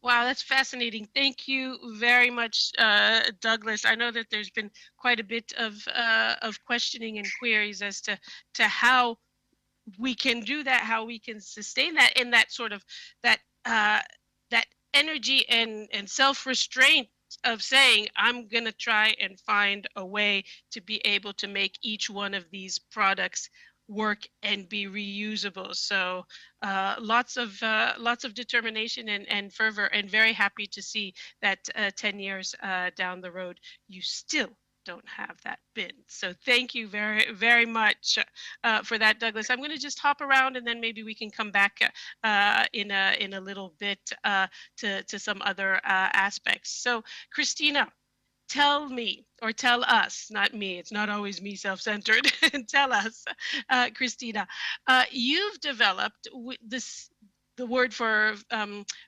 waste in Italian, and pardon my Italian, sprecometro? Sprecometro. Sprecometro. So you've developed this recently, in the sense that you've spoken a lot about the satisfaction around being able to achieve this. I mean, you have had for quite some time, a passion for sustainable cooking. The Ambassadore del Gusto is also about using the local products around. We saw Juliana and Vella who do that same thing. So tell me tell us all a little bit about how you do exactly what also Massimo was talking about, being mindful of food waste in restaurants. And how do you replicate that? Because you have the restaurant, you have the canteens, and then you have the home. So just a few words on that, if you can, from your perspective. Absolutely. Well, first of all, thank you so much for inviting me to this panel, which faces a topic that it has been dear to me for a long time. I've been trying to be more sustainable, which is not only the waste of food, but includes, as Douglas McMaster has pointed out, not only that. So I have taken actions into my restaurant. I've been one of the first ones to certify myself as plastic free. It has been over 3.5 years that follow this program. And then I launched a project that's called Adopt a Farmer. And finally, I have been working with Professor Andrea Segre, who is actually the one who invented and launched this Sprecometro. He's been working on this issue for the last 20 years. So he was really sensitive to this issue long before this became a problem. Well, it has always been a problem, but we became aware of this problem. So in reality, a couple of years ago, Professor Segre contacted me because he said, okay, I have created this application, which is actually creates a virtual community in which people talk to each other on how to avoid food loss, food and waste loss. And he said, well, we talk about regular people. How about restaurants? Well, this year I've been nominated, like last year, ambassador for the Waste Watcher, which is the association which works closely with the European community to understand exactly what's going on. According to the cross-country statistics, which are based on scientific studies, something was really weird. I mean, when I read all the statistics, I was really appalled. The most virtual country is actually Japan. And Italy is not in a good position. Consider this. Every Italian wastes about 600 grams of food every week, which doesn't seem like a lot, right? But at the end of the year, if we calculate all the food waste and loss, we can actually feed almost 4 million people. So you understand that living in this country and understanding Italian culture is something that blew my mind. And one of the things that we do, one of the things that we understood is actually the food waste happens more at home than in restaurants. Throwing food out of the window in the restaurant means throwing money. So we are actually more careful. There are certain things that can be done, like for instance, promoting like a certification for fermentation, which is something really hard that people do, but they have to be very careful because of the health department. So certification would be more than welcome in the restaurant business. But at home, what can we do? Well, we can do a lot of things, but I think we have to focus because it's not like one action that will solve the problem. It's many actions. So I decided to focus on education. In Italy, we don't have a nutrition education that starts very early in life. Right now, everybody has still the ideas that Italian community and Italian tradition, you can see people, especially women, but not necessarily only women right now, go to the market like twice a week and they cook at home. Well, that has changed a lot. The statistics, the scientific studies, and also what we can see, for instance, the design by interior designers of new houses, they have like a sort of like toy kitchen because people don't cook at home anymore. We have delivery, and a lot of people, especially the younger generation, have understood that they can substitute the kitchen at home with a restaurant or delivery. This is something that goes against our tradition, and it has damaging effects on biodiversity because a lot of food is either prepackaged or frozen, and it comes to our house, and we actually don't eat it all. So I focus on education. One of the things that I really, really wish is that the Italian government take in consideration in promoting the nutrition education since early ages. The more you learn about food, the more you will respect. For instance, in Japan, not only they have to eat everything that is in their dish, so at their plate, everything, but also there are certain schools that promote the washing, the cleaning of the dish afterwards, because that make kids aware of what they are wasting. So I really hope that since early ages, so elementary school, there will be a mandatory nutritional classes, because kids that we have to change the culture, and kids have to learn where food comes from, how much we waste, and this way we can probably hope that the next generation will probably go back to cook at home, which is against my interest because I have a restaurant. But I always say that going to the restaurant needs to be something happens once, maybe twice a week, but not every day. We have to go back to when we cook at home so that we can actually measure how much we buy, not going to the grocery store just once a week and filling up our refrigerator, and then we waste half of it. And I want to say one more thing. According to the scientific studies and the statistics released by the cross-country wastewater studies, we understood that in reality, the lower classes, unfortunately, waste more food than upper classes. And one of the reasons, I'm not saying it's the only one, is all the offers of canned food, which end up in the back of our kitchen. We don't know where they are. And when we find them, we find out that actually expired maybe like 6 months or a year before. And so that creates even more waste than we actually do. So again, education will bring to respect of the food, and respect of the food will bring probably the new generation to be more aware that wasting food is definitely something that shouldn't be done because of many reasons, which are technically linked to ethical living. Thank you very much, Christina. Indeed, I mean, we've worked and exchanged on school knowledge and imparting knowledge to youngsters around the topics of food loss and waste and World Food Day and the necessity of healthy diets. And I think it's absolutely critical that you continue the type of work that you are doing. And I know that also Binta feels the same way. I mean, Binta, you and I have worked on a number of activities as such for the International Year of Millets and imparting to youngsters the fact that sometimes you don't know what is a millet and what is also nutritious there. You've also grown up in a family. You've spoken about the fact that you've had a village life that was very, very intertwined with imparting knowledge from the elders to you and vice versa. And that's where your passion for decreasing food loss and waste has come from. So do you want to tell us a little bit about that? Yes, I would actually love to share a photo with you because I feel like this photo tells very strong. Are you seeing it? It should be coming shortly. If you want to double click on the screen, it should come up.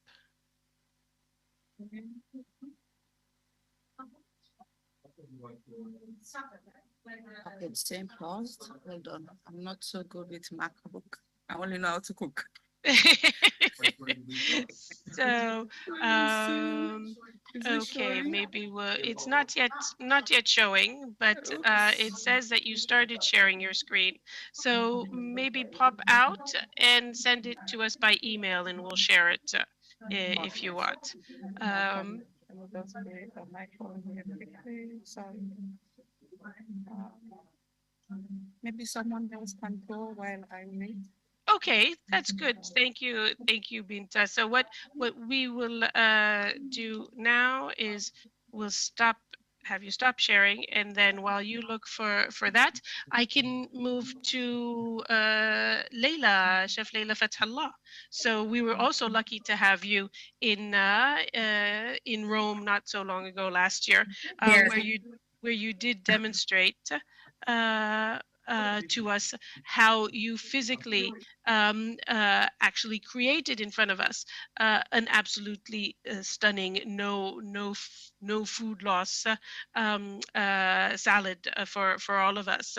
But Yes. beyond that basic demonstration, which many of us who are not very good at cooking were taking notes. Your actions in everyday life, be it your own household or your outreach activities, where you are, Leila, what does that consist of? I mean, it's probably also very much in line with what Christina and Binta would have shared or will share with us. But give us your perspective, because every region, every area, and every country has its own local reality and its own cultural aspects as well, which you have clearly integrated in your approach. Well, first, I would like to say that I'm very happy and proud to be part of this, especially after the Recipe of Change has moved from a regional initiative at the UNEP West Asia level to the global, to become a global initiative as part of UNEP's work around the globe to reduce food waste. So this is first. Second, I lived in a family where we never wasted any food. So basically, I grew up where we used to see my mom, my grandma, recycling, recreating new recipes out of all the leftovers, just like you saw when I was at FAO last year, and I created this recipe. It's a salad that has already cooked rice, fruits, chicken, whatever is left over in your fridge. You can create something interesting and yummy at the same time. I started this initiative long time ago, before even the Recipe of Change was created, because when I used to film my shows on TV, randomly, I would spread a message that if you have leftovers from this rice, the next day you can do this. If you have leftovers from this chicken, the next day you would do this. So I said to myself, I have all these followers on my platforms. So why not create awareness, raise awareness about this topic, because it's getting worse year by year. And I see many people interested about hearing these messages. First of all, we need to educate people how it all started. It all starts with the shopping. When you create your own list about what you need for your consumption this week, you buy whatever is needed. Avoid overbuying. The promotions, when we go to the supermarket and we find all these promotions on the shelves, like we go crazy. Yalla, we go buy everything, even if we don't need, and we end up throwing them because they expire. So we have to always check the expiry date on the products we buy in order to have them for a longer period of time in our cupboard, in our fridge. The storage of the food we are buying, the expiry date, whatever is new and has a longer shelf life, we put it in the cupboard inside, and whatever it has shorter shelf life in the bottom of the in front, because we need to use it as fast as we can, ASAP, or else it will expire and we end up having a lot of waste. Saving leftovers, cooking the portions we need, just what we need. Even if we cook extra food, just share it with the people we have around. sharing is caring also. Maybe this will create like a bond between you, your family, your friends, and even the neighbors you have in your building, for example. So raising awareness about how to consume food and how to preserve whatever is left for later use in tight containers, preferably steel or glass. Let's not buy plastic, single-use plastic containers. We can save the food in the freezer, in the fridge.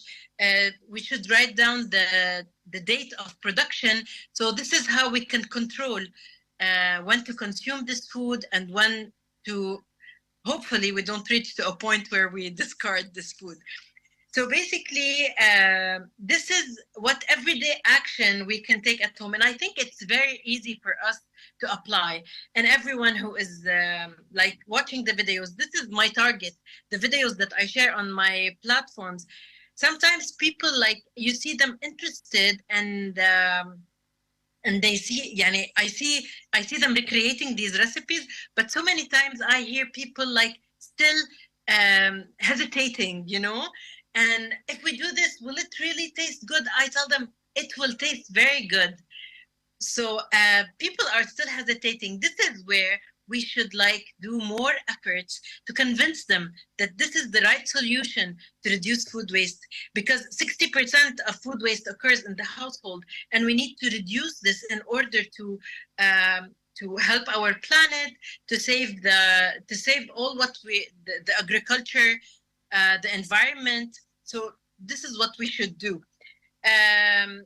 Eating local and seasonal fresh fruits and vegetables.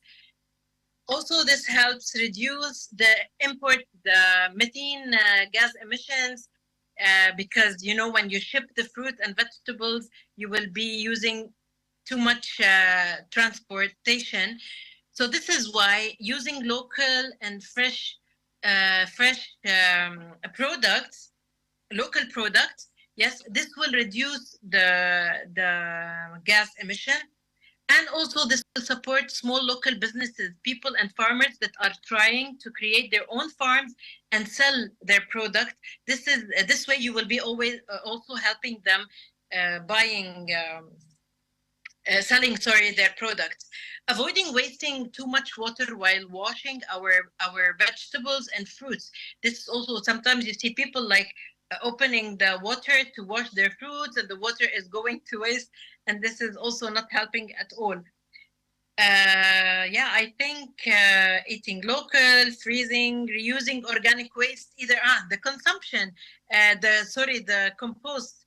Compost is a very it's a very good solution to reduce food waste and to reduce the gas emissions. And that's it for me. Thank you, Leila. Wallah, I think that you ended up going into my aunt's kitchen when you talked about those like on sale 5 cans of chichi. They're sitting there, so you went there. Sorry.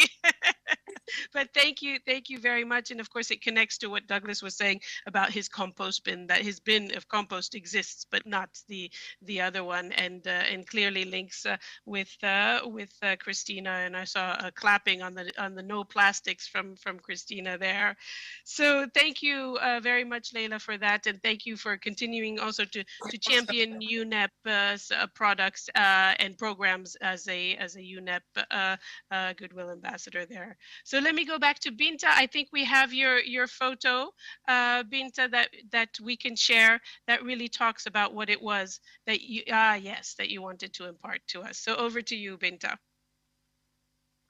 Thank you, Yasmina. Thank you, everyone. The reason why I wanted this photo on display is because it tells, I believe, 1,000 stories. And for me, someone who grew up in these local communities, also the fact that I use my restaurant as a vehicle to allow people to reflect on the importance of food, but also most importantly, traditional techniques, which is something I feel like we've abandoned. And there is so much knowledge in these communities, within the farming community, within the rural areas, within indigenous women. There's so much we can learn from that. And I always use Dine on a Mat as a platform to teach people. And one way is also always getting them to sit on the floor, because I believe when you sit on the ground, it allows you to reflect more. So when you think about food and loss waste, this is a photo taken in the north of Ghana where I collaborate with women who are growing ancient grains. And they are farmers. And if you think about it, they are farmers. They should be able to have enough food on the table always. But because there is waste and there are so many issues that are causing the food and loss, how is it called, journey itself, they are not having enough food on their table, and there's a disconnect. It doesn't make sense if you think about it deeply. And I also feel that I believe chefs, we have a unique opportunity to bridge the gap between tradition and innovation to reduce food loss and waste. We can draw from indigenous practices from our local communities, like using the whole ingredients while leveraging also on modern techniques to enhance, preservation and minimize waste, because we are creative people. And also collaborating across, the board, the food industry itself, between chefs, farmers, consumers, is essential to creating a sustainable system. Also by educating ourselves, I feel like if an industry that feeds you, it's an industry worth discovering. So we really need to get curious. We need to teach kids that are growing up about food. I believe there are kids who have never actually pulled a potato from the soil. That's wrong. The way food culture is moving so fast, it's affected all of those little things, and also sustainable practices, and also the conscious consumption, respecting the ingredients, respecting the communities where this food is coming from, engaging, with the farmers, bringing them along. Most times as chefs, we take credit for all the hard work in putting that beautiful plate on the table, but we forget where the food is coming from. And it's not just about also the cutting down of waste, the promoting of local ingredients, the promoting of sustainable traditions and techniques, but also, I believe, supporting farmers, is very important, because buying from the supermarket is all good, but that consciousness of going to the farmers market, knowing the farmers need, it helps, because you learn also from them when you exchange knowledge. You learn so much. So I particularly, I try to emphasize on traditional best practices, because these are practices that are being abandoned. But if we need to move forward in the future in a more sustainable way, I think it's important for us to reflect, go back to past, because it will help us reset in moving forward. In a nutshell, for now, these are my thoughts. Thank you so much, Binta, and I'm very happy that we did get your photo up, because it really does show what you're talking about, the community approach to and respect of and to food. So thank you very much for that. I'm going to now move to David Hertz, Chef David Hertz. Like all of our panelists, you're deeply committed to promoting sustainability and involving everyone in the movement. Can you tell us a little bit about Gastromotiva? Because it is a cooking school from what I know, and that you also aim it towards people who have a different privilege and underprivilege, or not in the same access to facilities and to food as others. And so what was your objective and the thought process around it? And of course, you needed to bring other people into your movement to be able to do it. Of course, as we said, you can do it on your own, but when you're more, it's better. So what was your thought process, and how did you get people to come around to it? And thank you for being here too. So hi everyone. I guess for all of us, this is a calling, a life mission, and it's been for me all my life. Since 20 years, I understood that we need to blend the experience between the people who had the opportunities, and I'm happy Binta was just talking before, and the people who are afraid to go to the world because they lack of opportunities all their life. They always heard no, no, no. So my passion is food, but my goal is to work to help the next generation of young people or solo mothers to find their calling. And food is that way to connect there. So 20 years ago, when we started Gastromotiva, but also I started thinking about a social gastronomy movement, we had to go and advocate all the time to explain to people how gastronomy can really support the development of local communities that are in underprivileged areas. And we started in Brazil. And of course, you said school, but training was the main source of starting. But then we went to food education, multiplying our methodologies. Now we have trained more than 10,000 people in 4 countries. And in El Salvador, we partnered with the World Food Program. But when we partnered with Food for Soul and I met Massimo Bottura, I think we got more consciousness of our outreach, and we did a Refeitório Gastromotiva, which I'm so happy and so pleased because after 8 years, we understood much more about food surplus and waste and the face of hunger. So our commitment is to self-development, education, climate change, and health. And that's what we do all over Brazil. With COVID, we understood that we needed to help and support the communities and the houses of our former trainees. So we started to do solidarity kitchens, giving away 15,000 meals a year. And we were able to replicate this in 10 states of Brazil, 33 cities, and 150 kitchens. And that brought us a lot of understanding that we needed to adapt to every local place. And now is, buying the ingredients or sourcing the ingredients locally. So this is all different regions and climates of Brazil producing different food, but also teaching on how to cook without waste. So we created these recipe books from the Amazon region, from the Southern region, and people were meeting in the Zoom for all these 4 years to exchange recipes, but exchange business models that can tackle food waste and can be a drive for community development. And one story that I want to say before I finish is the one kitchen that we support in the Amazon region, in Manaus, the capital of Amazonas, the biggest state in Brazilian Amazonia. And over there, 3 years ago, we started delivering meals with a boat because that year, the draft, the river went up too much and it was entering the house of the people and food was not getting there. So when the dry season came, we started cooking inside the school because families still needed to get meals because they didn't have money to buy the gas. And that changed the whole thing after 3 years because we brought this pilot project. What if a kitchen can change and involve the community for the changes they need? A bottom-up approach, grassroots approach. And after 3 years, it's incredible because the children learn how to eat fruits and vegetables. But it's a rural island across Manaus after the river, you can imagine there.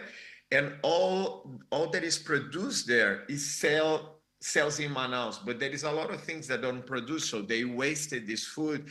And these are the parents of the children. So they started to not waste food anymore and send it to the kitchen. And now we are building a cooking school there. And considering these levels of the river, it will be a floating cooking school.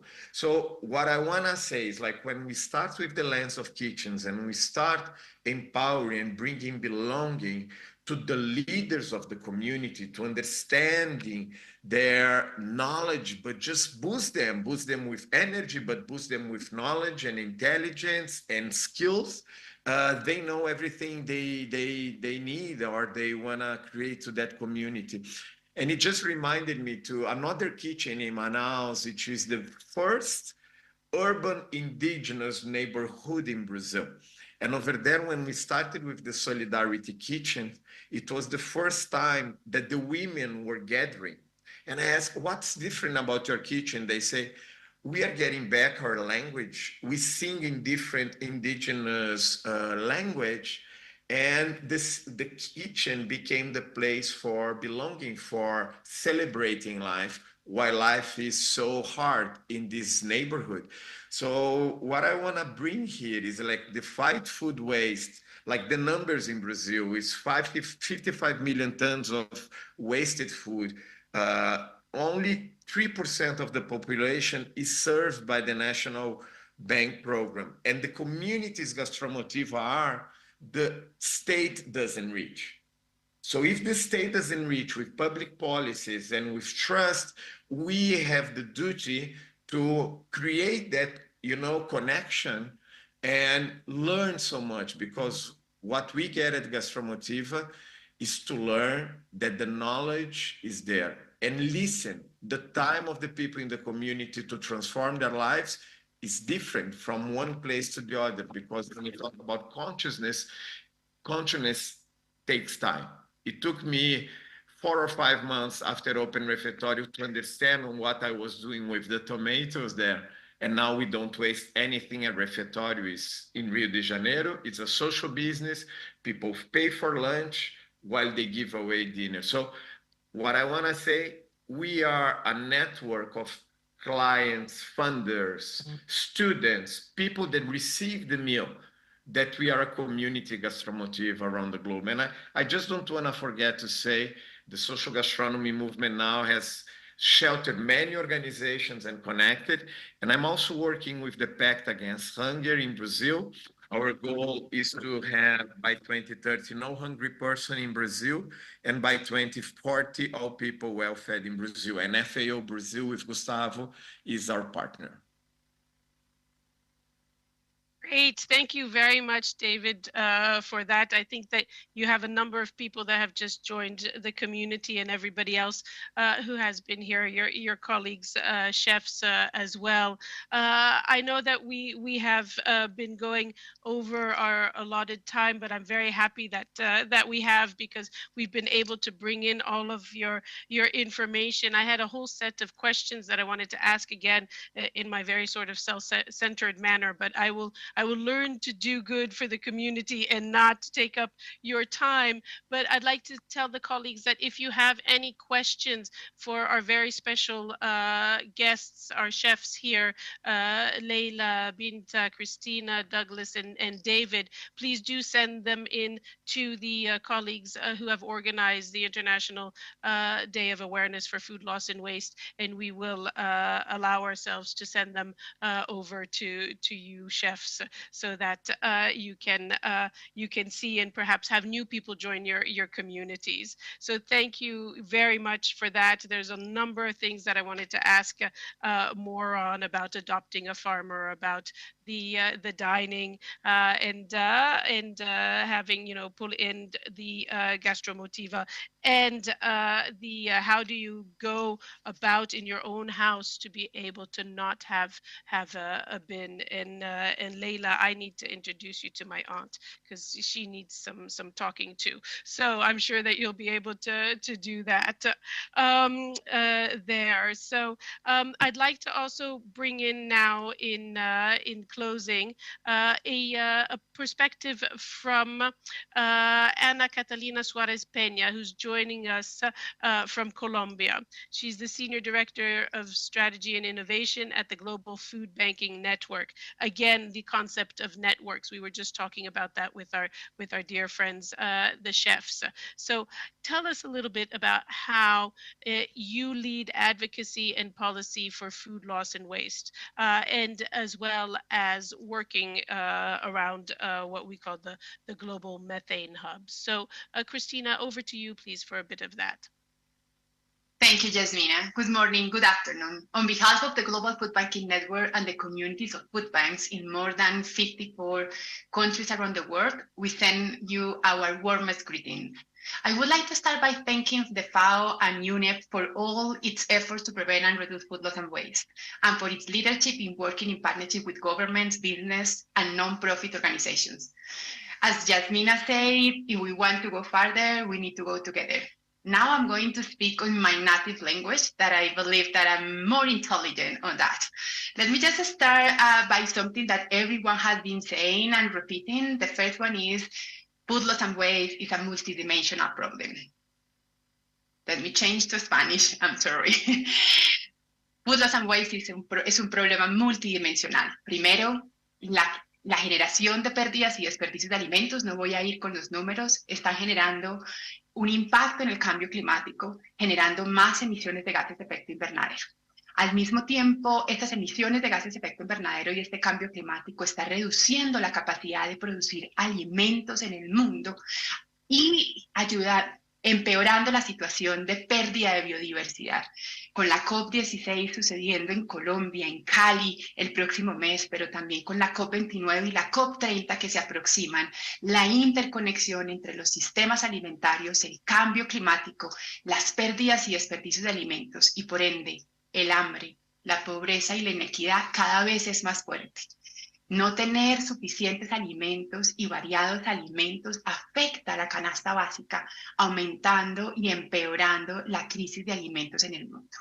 En la siguiente diapositiva vamos a ver por qué venimos trabajando fuertemente desde los bancos de alimentos en reducir las pérdidas y desperdicios de alimentos.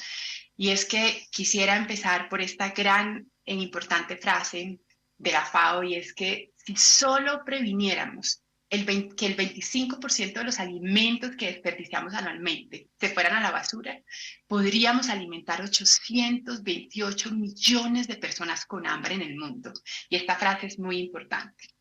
En esta diapositiva podrán ver que la Red Global de Bancos de Alimentos, de Global Food Banking Network, viene trabajando hace más de 20 años en más de 54 países, en alianza con organizaciones sin ánimo de lucro de base en cada uno de los países, más de 75.000 organizaciones que vienen alimentando población en situación de vulnerabilidad diariamente a través de nuestra red de bancos de alimentos y redes nacionales. En el año 2023 atendimos más de 41 millones de personas a través de alimentos que si nosotros no hubiéramos rescatado en colaboración con gobiernos, empresas, organizaciones como la FAO y UNEP hubieran llegado a la basura. En nuestra siguiente diapositiva explico mi teoría del cambio, nuestra teoría del cambio desde GFN, y es que creemos en la jerarquía de la economía circular de los alimentos. ¿Esto qué significa? Cuando nosotros usamos alimentos que fueron producidos para consumo humano, para alimentar animales, para productos bioindustriales, para reciclaje, estamos perdiendo el valor de los alimentos. Nuestra propuesta desde GFN es guardar y mantener la mayor cantidad de alimentos en la cadena de abastecimiento para alimentar personas antes que otra destinación. Porque cuando perdemos alimentos no son solo kilos de comida, no solo son emisiones de gases de efecto invernadero, es nutrición y queremos hablar de eso.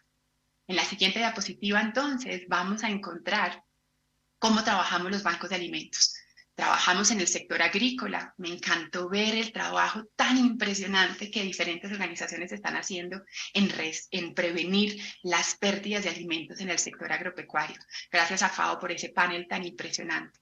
Pero también en hospitales también en restaurantes, en hoteles. Y tener este panel con los chefs hablando sobre cómo prevenir y reducir los desperdicios en los hoteles, restaurantes y en nuestros hogares es absolutamente importante. Pero trabajamos también con centrales de abastos, rescatando alimentos de las centrales de abastos que no pudieron ser comercializados o con las empresas productoras de alimentos. Siempre me preguntan, pero Ana, ¿y los temas de inocuidad alimentaria? Miren, desde la red de bancos de alimentos, desde Global Food Banking Network, venimos trabajando fuertemente en aumentar las prácticas de inocuidad de nuestros bancos de alimentos, porque algo que a nosotros nos podría dar dolor de estómago, a la población en situación de vulnerabilidad la podría matar. Así que entregamos alimentos bajo los más altos estándares de calidad.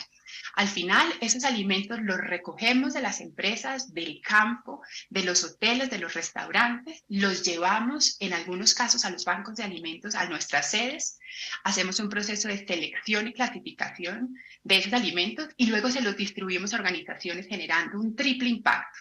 Reducimos pérdidas y desperdicios de alimentos, reducimos las emisiones de gases de efecto invernadero y lo más importante, alimentamos a la población más vulnerable. Siguiente. Y quisiera, con esto que acabo de presentar, decir, y gracias a Yasmina por esa encuesta, esas preguntas que lanzamos ahorita, y es, hemos probado que rescatar y redistribuir alimentos es la forma más efectiva y más rápida para reducir las pérdidas y desperdicios de alimentos. Y quisiera, a propósito del tema nutricional en esta segunda diapositiva, insistir en algo que creemos que es absolutamente relevante. Y es que el 60% de los alimentos que los bancos de alimentos distribuyen a la población en situación de vulnerabilidad es de alto valor nutricional. ¿Eso qué significa? Es alimento como frutas y vegetales, granos y alimentos con origen de granos. Estamos hablando de proteína animal, pero proteína vegetal también. Siguiente, por favor. El trabajo que las empresas, el gobierno, los consumidores y las organizaciones multilaterales viene haciendo ha incrementado el reconocimiento y la sensibilidad frente a lo que está sucediendo sobre pérdidas y desperdicios de alimentos. Y nunca será suficiente decirle a la FAO y a UNEP gracias por este trabajo tan importante que estamos haciendo. En el chat les vamos a poner nuestra página web. Los invitamos a buscar a un banco de alimentos cerca de donde ustedes se encuentran y unirse. Si usted es una universidad, si es una comunidad organizada, por favor, únase al trabajo que los bancos de alimentos estamos llevando a cabo. No quisiera irme, como Yasmina lo estaba comentando, el trabajo tan importante que venimos haciendo en temas de política pública. Y es que el trabajo que los gobiernos y los hacedores de política pública vienen haciendo ha incrementado las normas sobre pérdidas y desperdicios de alimentos que nos permite reducir y prevenir las pérdidas y desperdicios de alimentos, así como el trabajo colaborativo interagencial en los países. Siguiente. Por último, una invitación, y es que se unan a la labor tan impresionante que venimos haciendo en diferentes países para reducir las pérdidas y desperdicios de alimentos. Tomen la decisión de no botar comida, porque como varias personas ya lo han dicho en este panel, somos el cambio y en nuestras manos está la solución. Muchísimas gracias, Yasmina.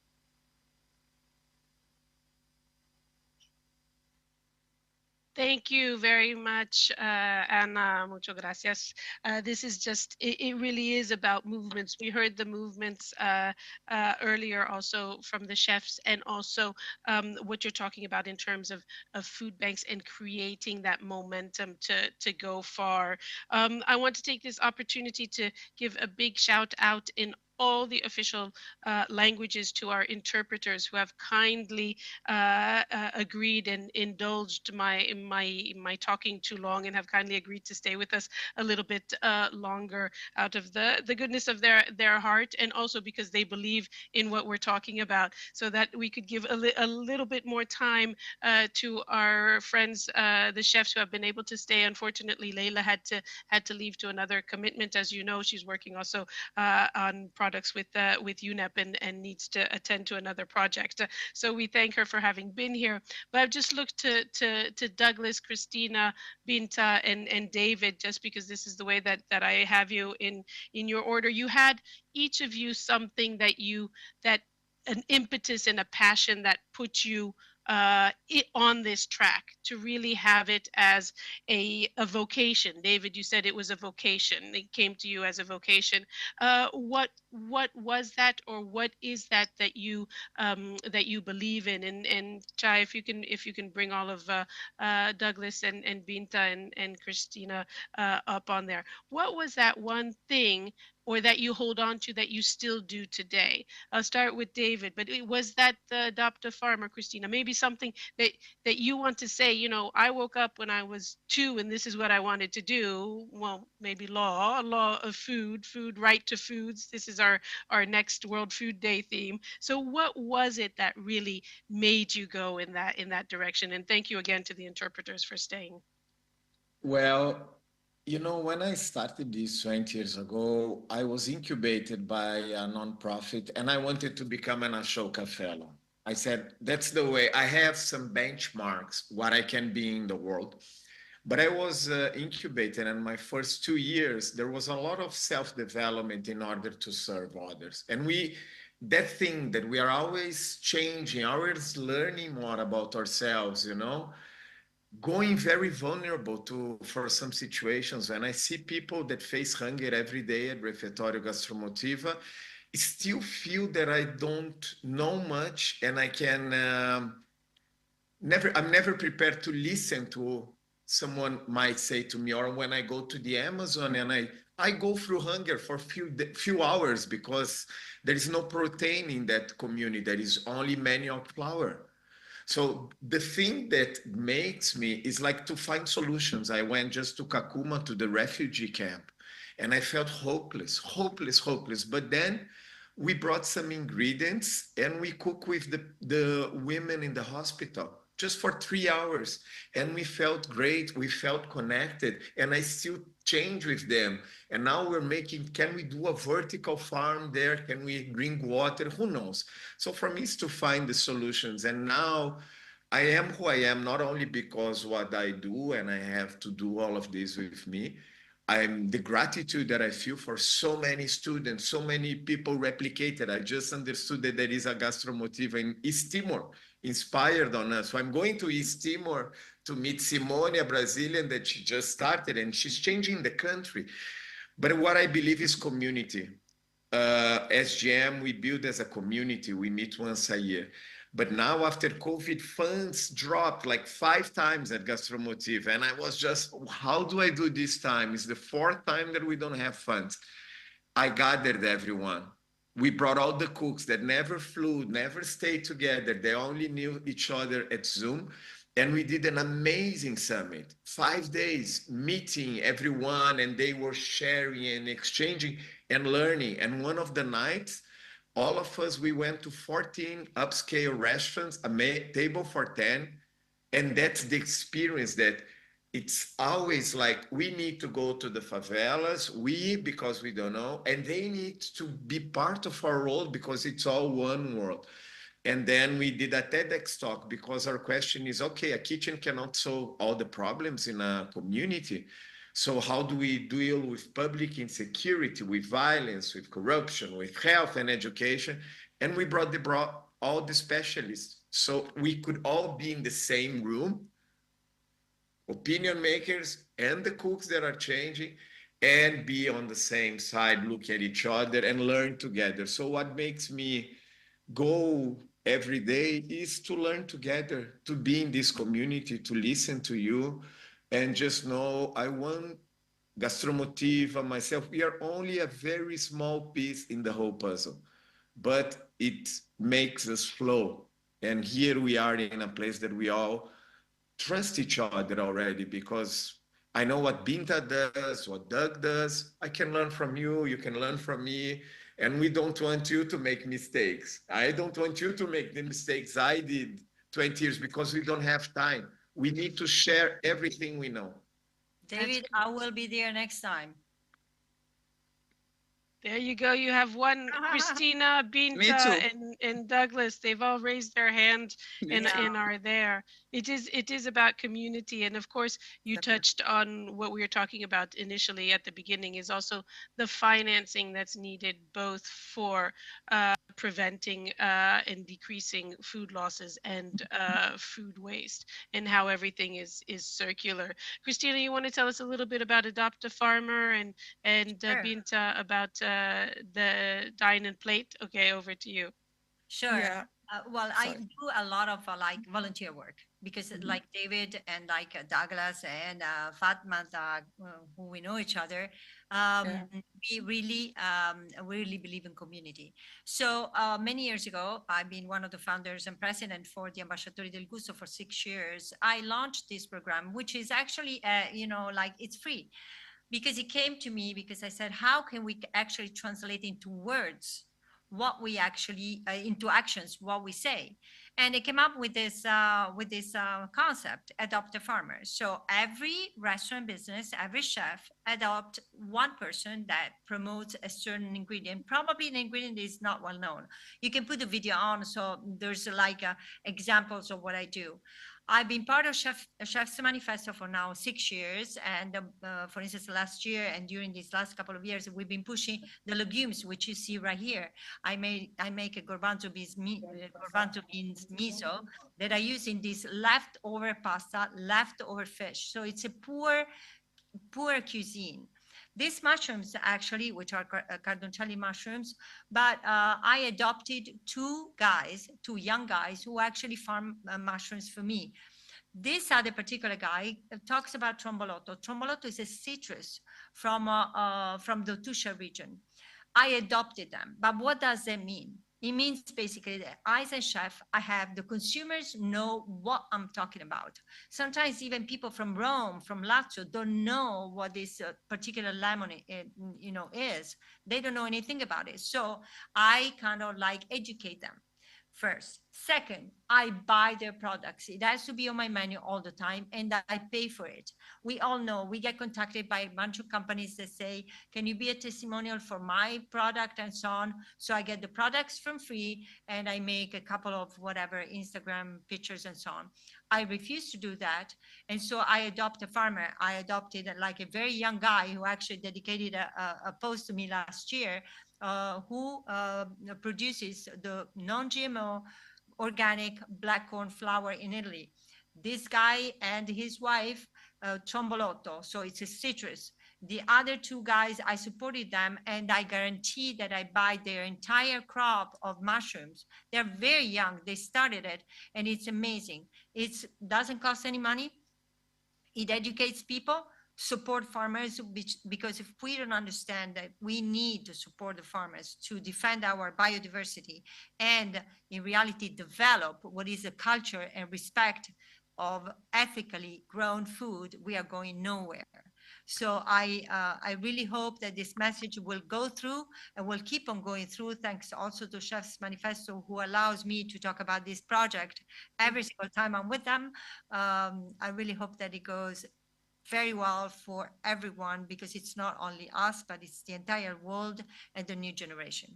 Thank you, Christina. Indeed, a really great project, just like David, and Binta has another one as well that she's been working on with women farmers in Ghana. And we used to have always a saying, and we still do here at FAO, is if you've eaten today, you need to thank a farmer, because without the farmers, there's not. So thank you, Binta and Doug. If you want to close us out with something, the projects that really kept you going. So Binta and Doug. I would love to talk about it, because for me, I've been hungry before. And when I say I've been hungry before, like really, because I'm a war child from Sierra Leone. I experienced civil war, and I know what hunger can do, and I know what community also can do when people come together, to work towards a cause. We experienced something so bad to the point, even the food we had loads of cockroach in it. We had to hand pick it and wash it and mix it with handful ingredients from one door to the other, this neighbor, and we created meals for 2 years that sustained us. And I've also been in communities where farming is so important, traditional techniques are so important. When I flew civil war and went to a small village that could only hold like 200 people, and there we were over 1,000. If it wasn't for farming, I don't think we would have survived that time, So it's so important. And with the work I do, that's why Ponyo for me is very dear, because I've seen how farming eating food the right way, preserving it the right way, building community around it, how it goes beyond a buzzword or beyond just something we talk about and we don't do it, because it's really about action more than words. We have to walk the talk. That's the only way we can go forward. And we have to collaborate, because we are not many, sadly, who actually care about doing it. So we have to hold each other's hands and support each other and push this message and champion it as much as possible. So what I would close with is for us to realize that food is not just about sustenance, and it's not just about preserving resources, but it's also about safeguarding our future and the future of our kids. So let's remember that it's about safeguarding our future. And an industry that feeds you, I have to emphasize again, is an industry that is worth discovering. Learn about the industry that feeds you. Yeah. Thank you very much for that, Binta. Very, very touching and very moving and very true. So thank you for that. Douglas, you want to take us out from this segment with some things. Obviously, you told us about how you were motivated to do Silo, but deep down, what was that got you to Silo?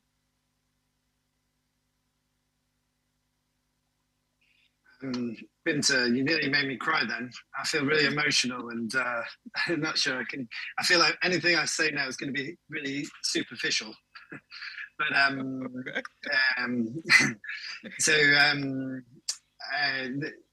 I became a chef because I would be described as neurodivergent. I'm not at all academic. I have ADHD and many other things that you associate with neurodivergence, and never diagnosed, still to this day.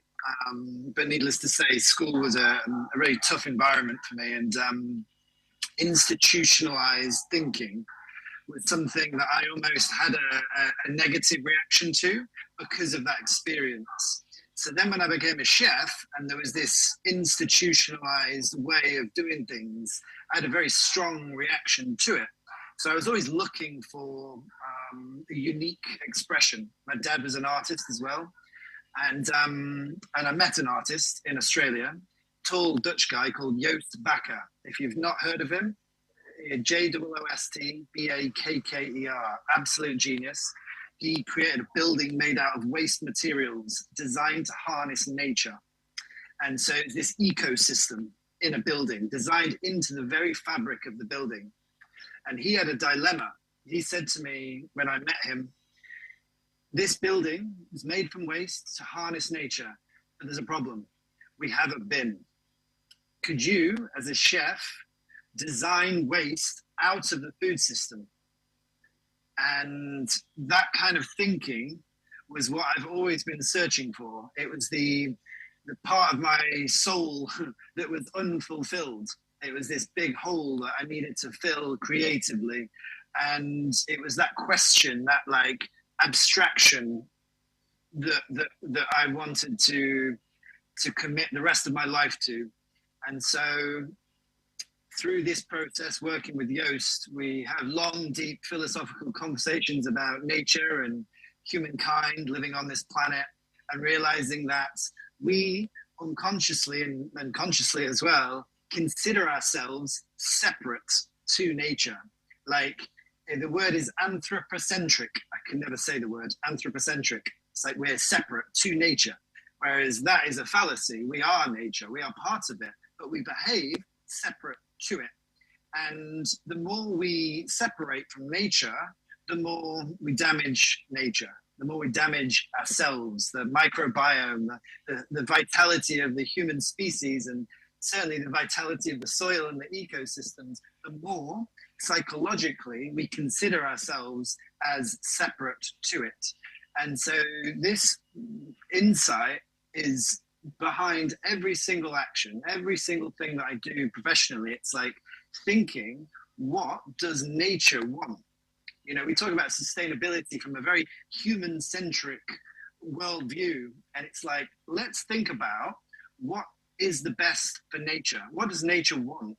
Because if we serve nature and stop treating nature like a supermarket, You know, we just go into the supermarket and take without paying anything. You know, we need to change that. We need to change that worldview. We need to understand how nature behaves and how we behave as part of it. We need to stop killing it. Industrialization is this word that I use to describe a separation. Industrialization is like a cancer spreading across the planet. And we need to understand that we need to design systems that are natural. We need to design food that is alive because we are alive on a planet that is alive. So it's about everything that I'm passionate about doing for the rest of my life is bringing this awareness and allowing humans and human systems to reintegrate, to reconnect with nature and coexist in ways that are healthy for both the planet and for the people. So that's it. Thank you very much, Douglas, and that brings us full circle to what we heard actually Juliana and Vela talk about, that her tomatoes were alive and that they had life just like other plants, and that we need to care for them in the same way. And I would really want to thank all four of you who were able to stay with us, Christina, Binta, Douglas, and David. You really brought the individual passion to our discussion, and also brought to light that we can each make a difference, and we can do what we can, and we can come from it from different experiences, from different experiences, be they of trauma, be they of connection to nature, be they of growing up in environments where you were more or less privileged, and growing up in spaces that were inspired by art and by artists and by others. And this is really the whole connections. We have the idea of the green city,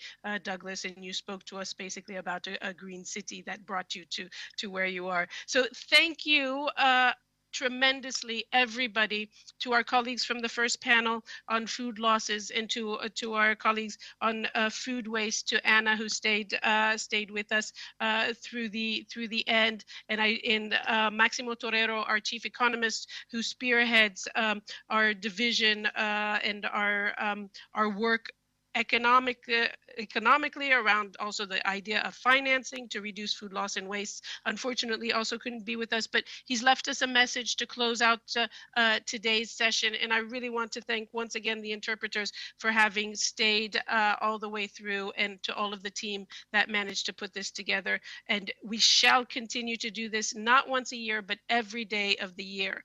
Please continue to put in your questions and all of your comments. Thank you.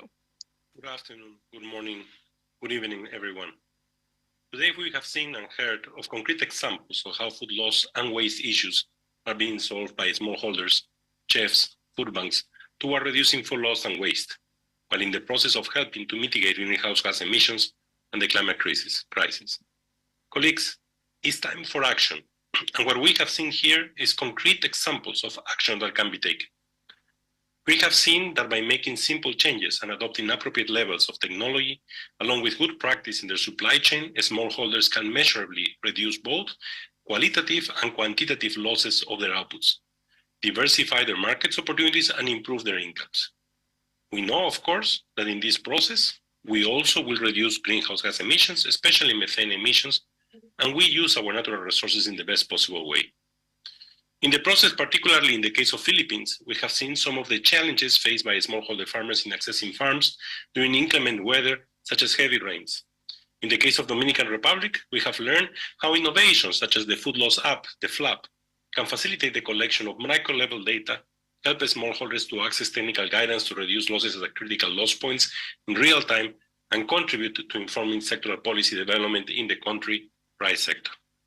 Clearly, colleagues, we need to have a baseline of where we are and identify across the value chain where losses occur, where are the critical problems, and where we need to bring solutions. The FLAP, the food loss app developed by FAO, will help to do that. Will help to crowdsource information so that we can come up with technical solutions. But the app also provides immediate solutions to the farmers when they report the problems they face and why they think they have these losses. So we have moved one step forward. Now we know and we have a tool to collect the data that we need. Next step is we need to bring these innovative solutions, like in the case of Dominican Republic or in the case of Philippines. Moving along the supply chain, we learned that chefs play an important role in reducing food loss and waste and in raising awareness and consciousness among consumers about the need to value and respect food. Food losses are from producer to wholesale market included. From retail to consumer is waste. Chefs play both roles. In waste, where we know the major waste happen at the level of the final consumers, at their households, but also for the food loss because they teach and they allow us to use better our food. Chefs think deeply about the origins of the food they serve and forge a relationship with the smallholders, creating the link between food and its origins. Chefs also play a critical and an important role in enhancing the sustainability of agri-food systems by maximizing the use of food in their kitchen, as well as minimizing and upcycling food and plastic waste. And chefs actively engage in creating sustainable means of nutrition for low-income families and vulnerable communities. We also learned today of initiatives of the Global Food Banking Network's initiative to measure greenhouse gas emissions associated with the food waste through the development of food recovery to avoid methane emissions, the FRAME methodology with the Global Methane Hub, alongside efforts to recover and redistribute food.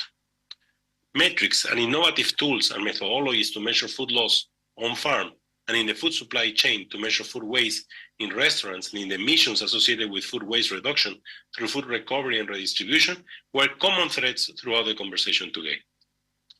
Taking together all these innovations equip us with the knowledge to enhance the comprehensiveness of approaches that can feasibly be taken to quantify and reduce food loss and waste and its associated emissions, and offer considerable potential to accelerate the scale-up of actions to effectively and efficiently reduce food loss and waste while mitigating greenhouse gas emissions and the climate crisis. Scaling up and scaling out practices that offer the greatest wins will, of course, necessitate significant investments. That's why it's so important collecting this baseline data with the FLAP or the waste tool that we're developing, because it will allow us to identify which are the problems, where are the problems, and what type of intervention we need to put in place, and where we can prioritize our investment. Ladies and gentlemen, colleagues, we must continue on this path of innovation to address the issues from all angles, while measuring sustainability impacts, mitigating greenhouse gas emissions, and scaling up successes towards ensuring the food security of our current and future generations. Finally, let me conclude by thanking our stakeholders in the field for taking us on a journey with them in their field-level operations. And let me also thank Rosa Rolle, which has been the lead organizing this exhibition today and the Food Loss and Waste Day. I really appreciate her efforts around many years and all the team around her, which has been intensively working to be able to make this a success meeting. I will also like to thank all of our speakers and panelists, live and recorder, or our technical people, the authors of the Food Loss app and the Food Waste app, Luciana Delgado, and many others which has been working together in trying to capture and identify innovation so that we can move ahead. It's time for us to act. I think now we have better tools than before. Now we know better where the problems are. Now we know what types of problems we need to resolve. We know this will create a triple win. More availability of vegetables and fruits for our better access to healthy diets, reducing its cost, better use of our natural resources, and of course, reduction of methane emissions so that we can achieve and not complicate even more our climate.